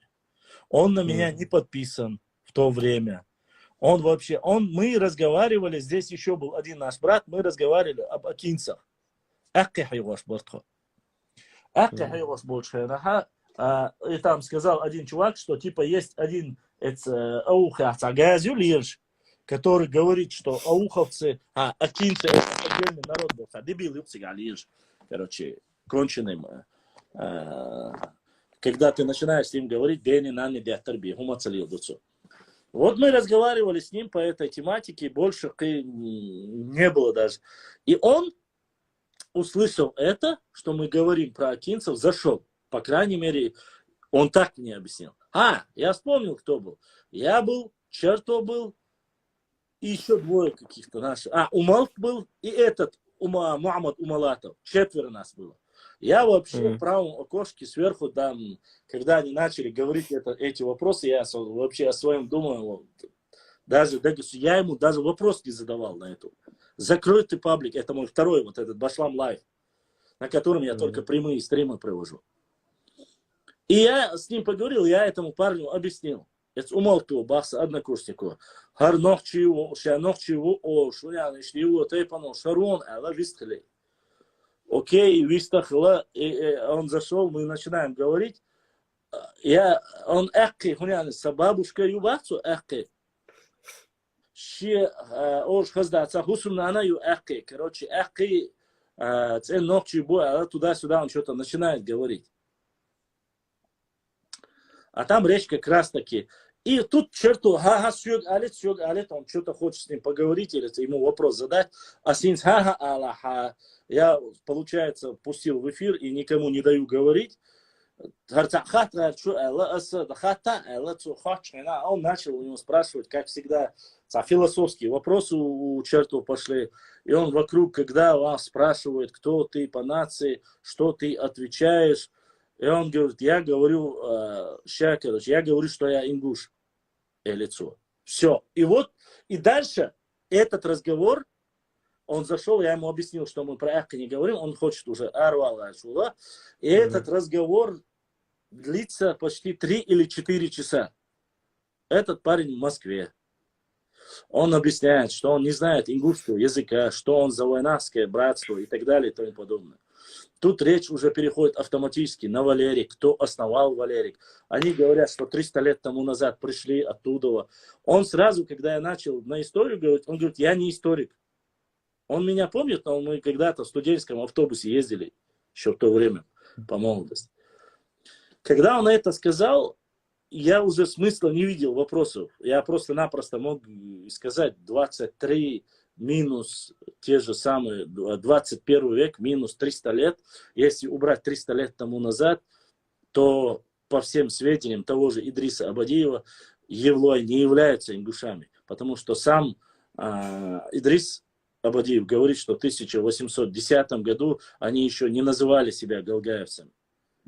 То есть я мог, короче, как говорится, мог бы его за Шухадовшхана, не было даже такого основанного народа. Но я ему не стал. Он сказал, я не историк, сейчас маслаат дешу, сейчас босов выжрал дешу. Я ему вообще почти там вопросы не задаю. Я ему просто сказал, привел исторический факт, что есть Волар основали Эхи, и там нету никаких сомнений, и что вот, и они после этого разговора десятки просто кто-то или эти фотографии я сам выложил. Я сам, когда мне было 19, 18, когда я был в разных общественных организациях, когда олимпийские чемпионы приезжали там, я выложил по молодости. Мой Инстаграм 2013 года до моей страницы. Я не знаю, что они хотели нового сделать. Закинули, дал, который другой мне пишет или звонит.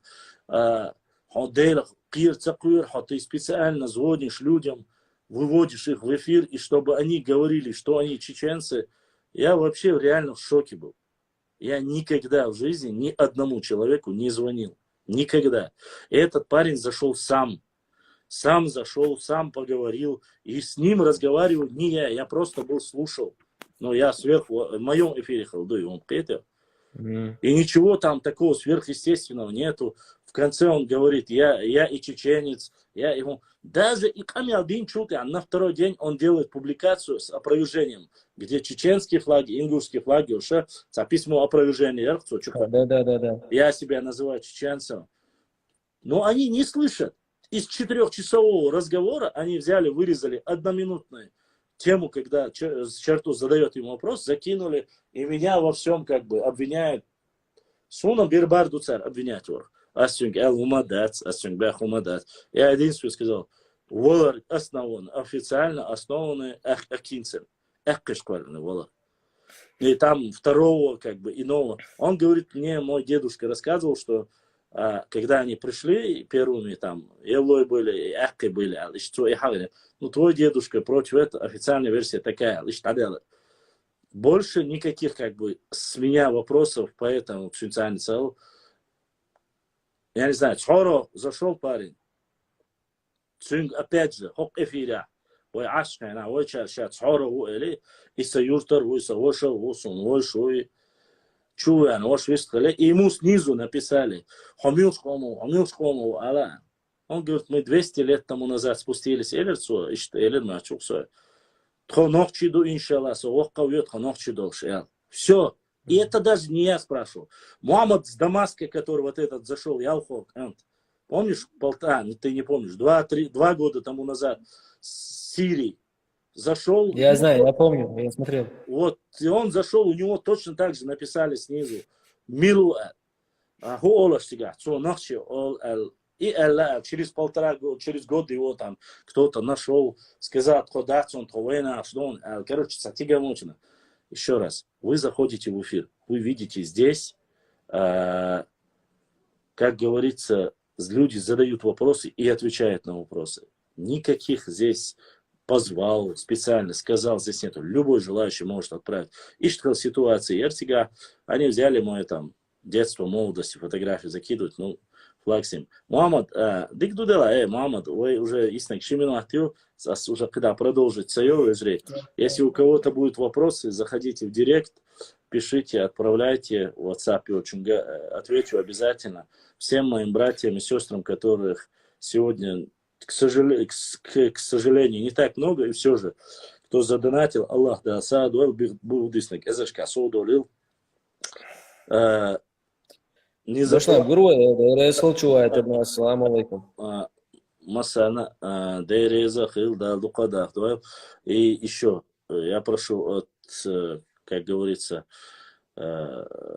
Аллах, или кто-либо что-либо обиделся, никого обидеть или задеть я не хотел и не пытался, поэтому дай Аллах, чтобы все жили в братстве достойно.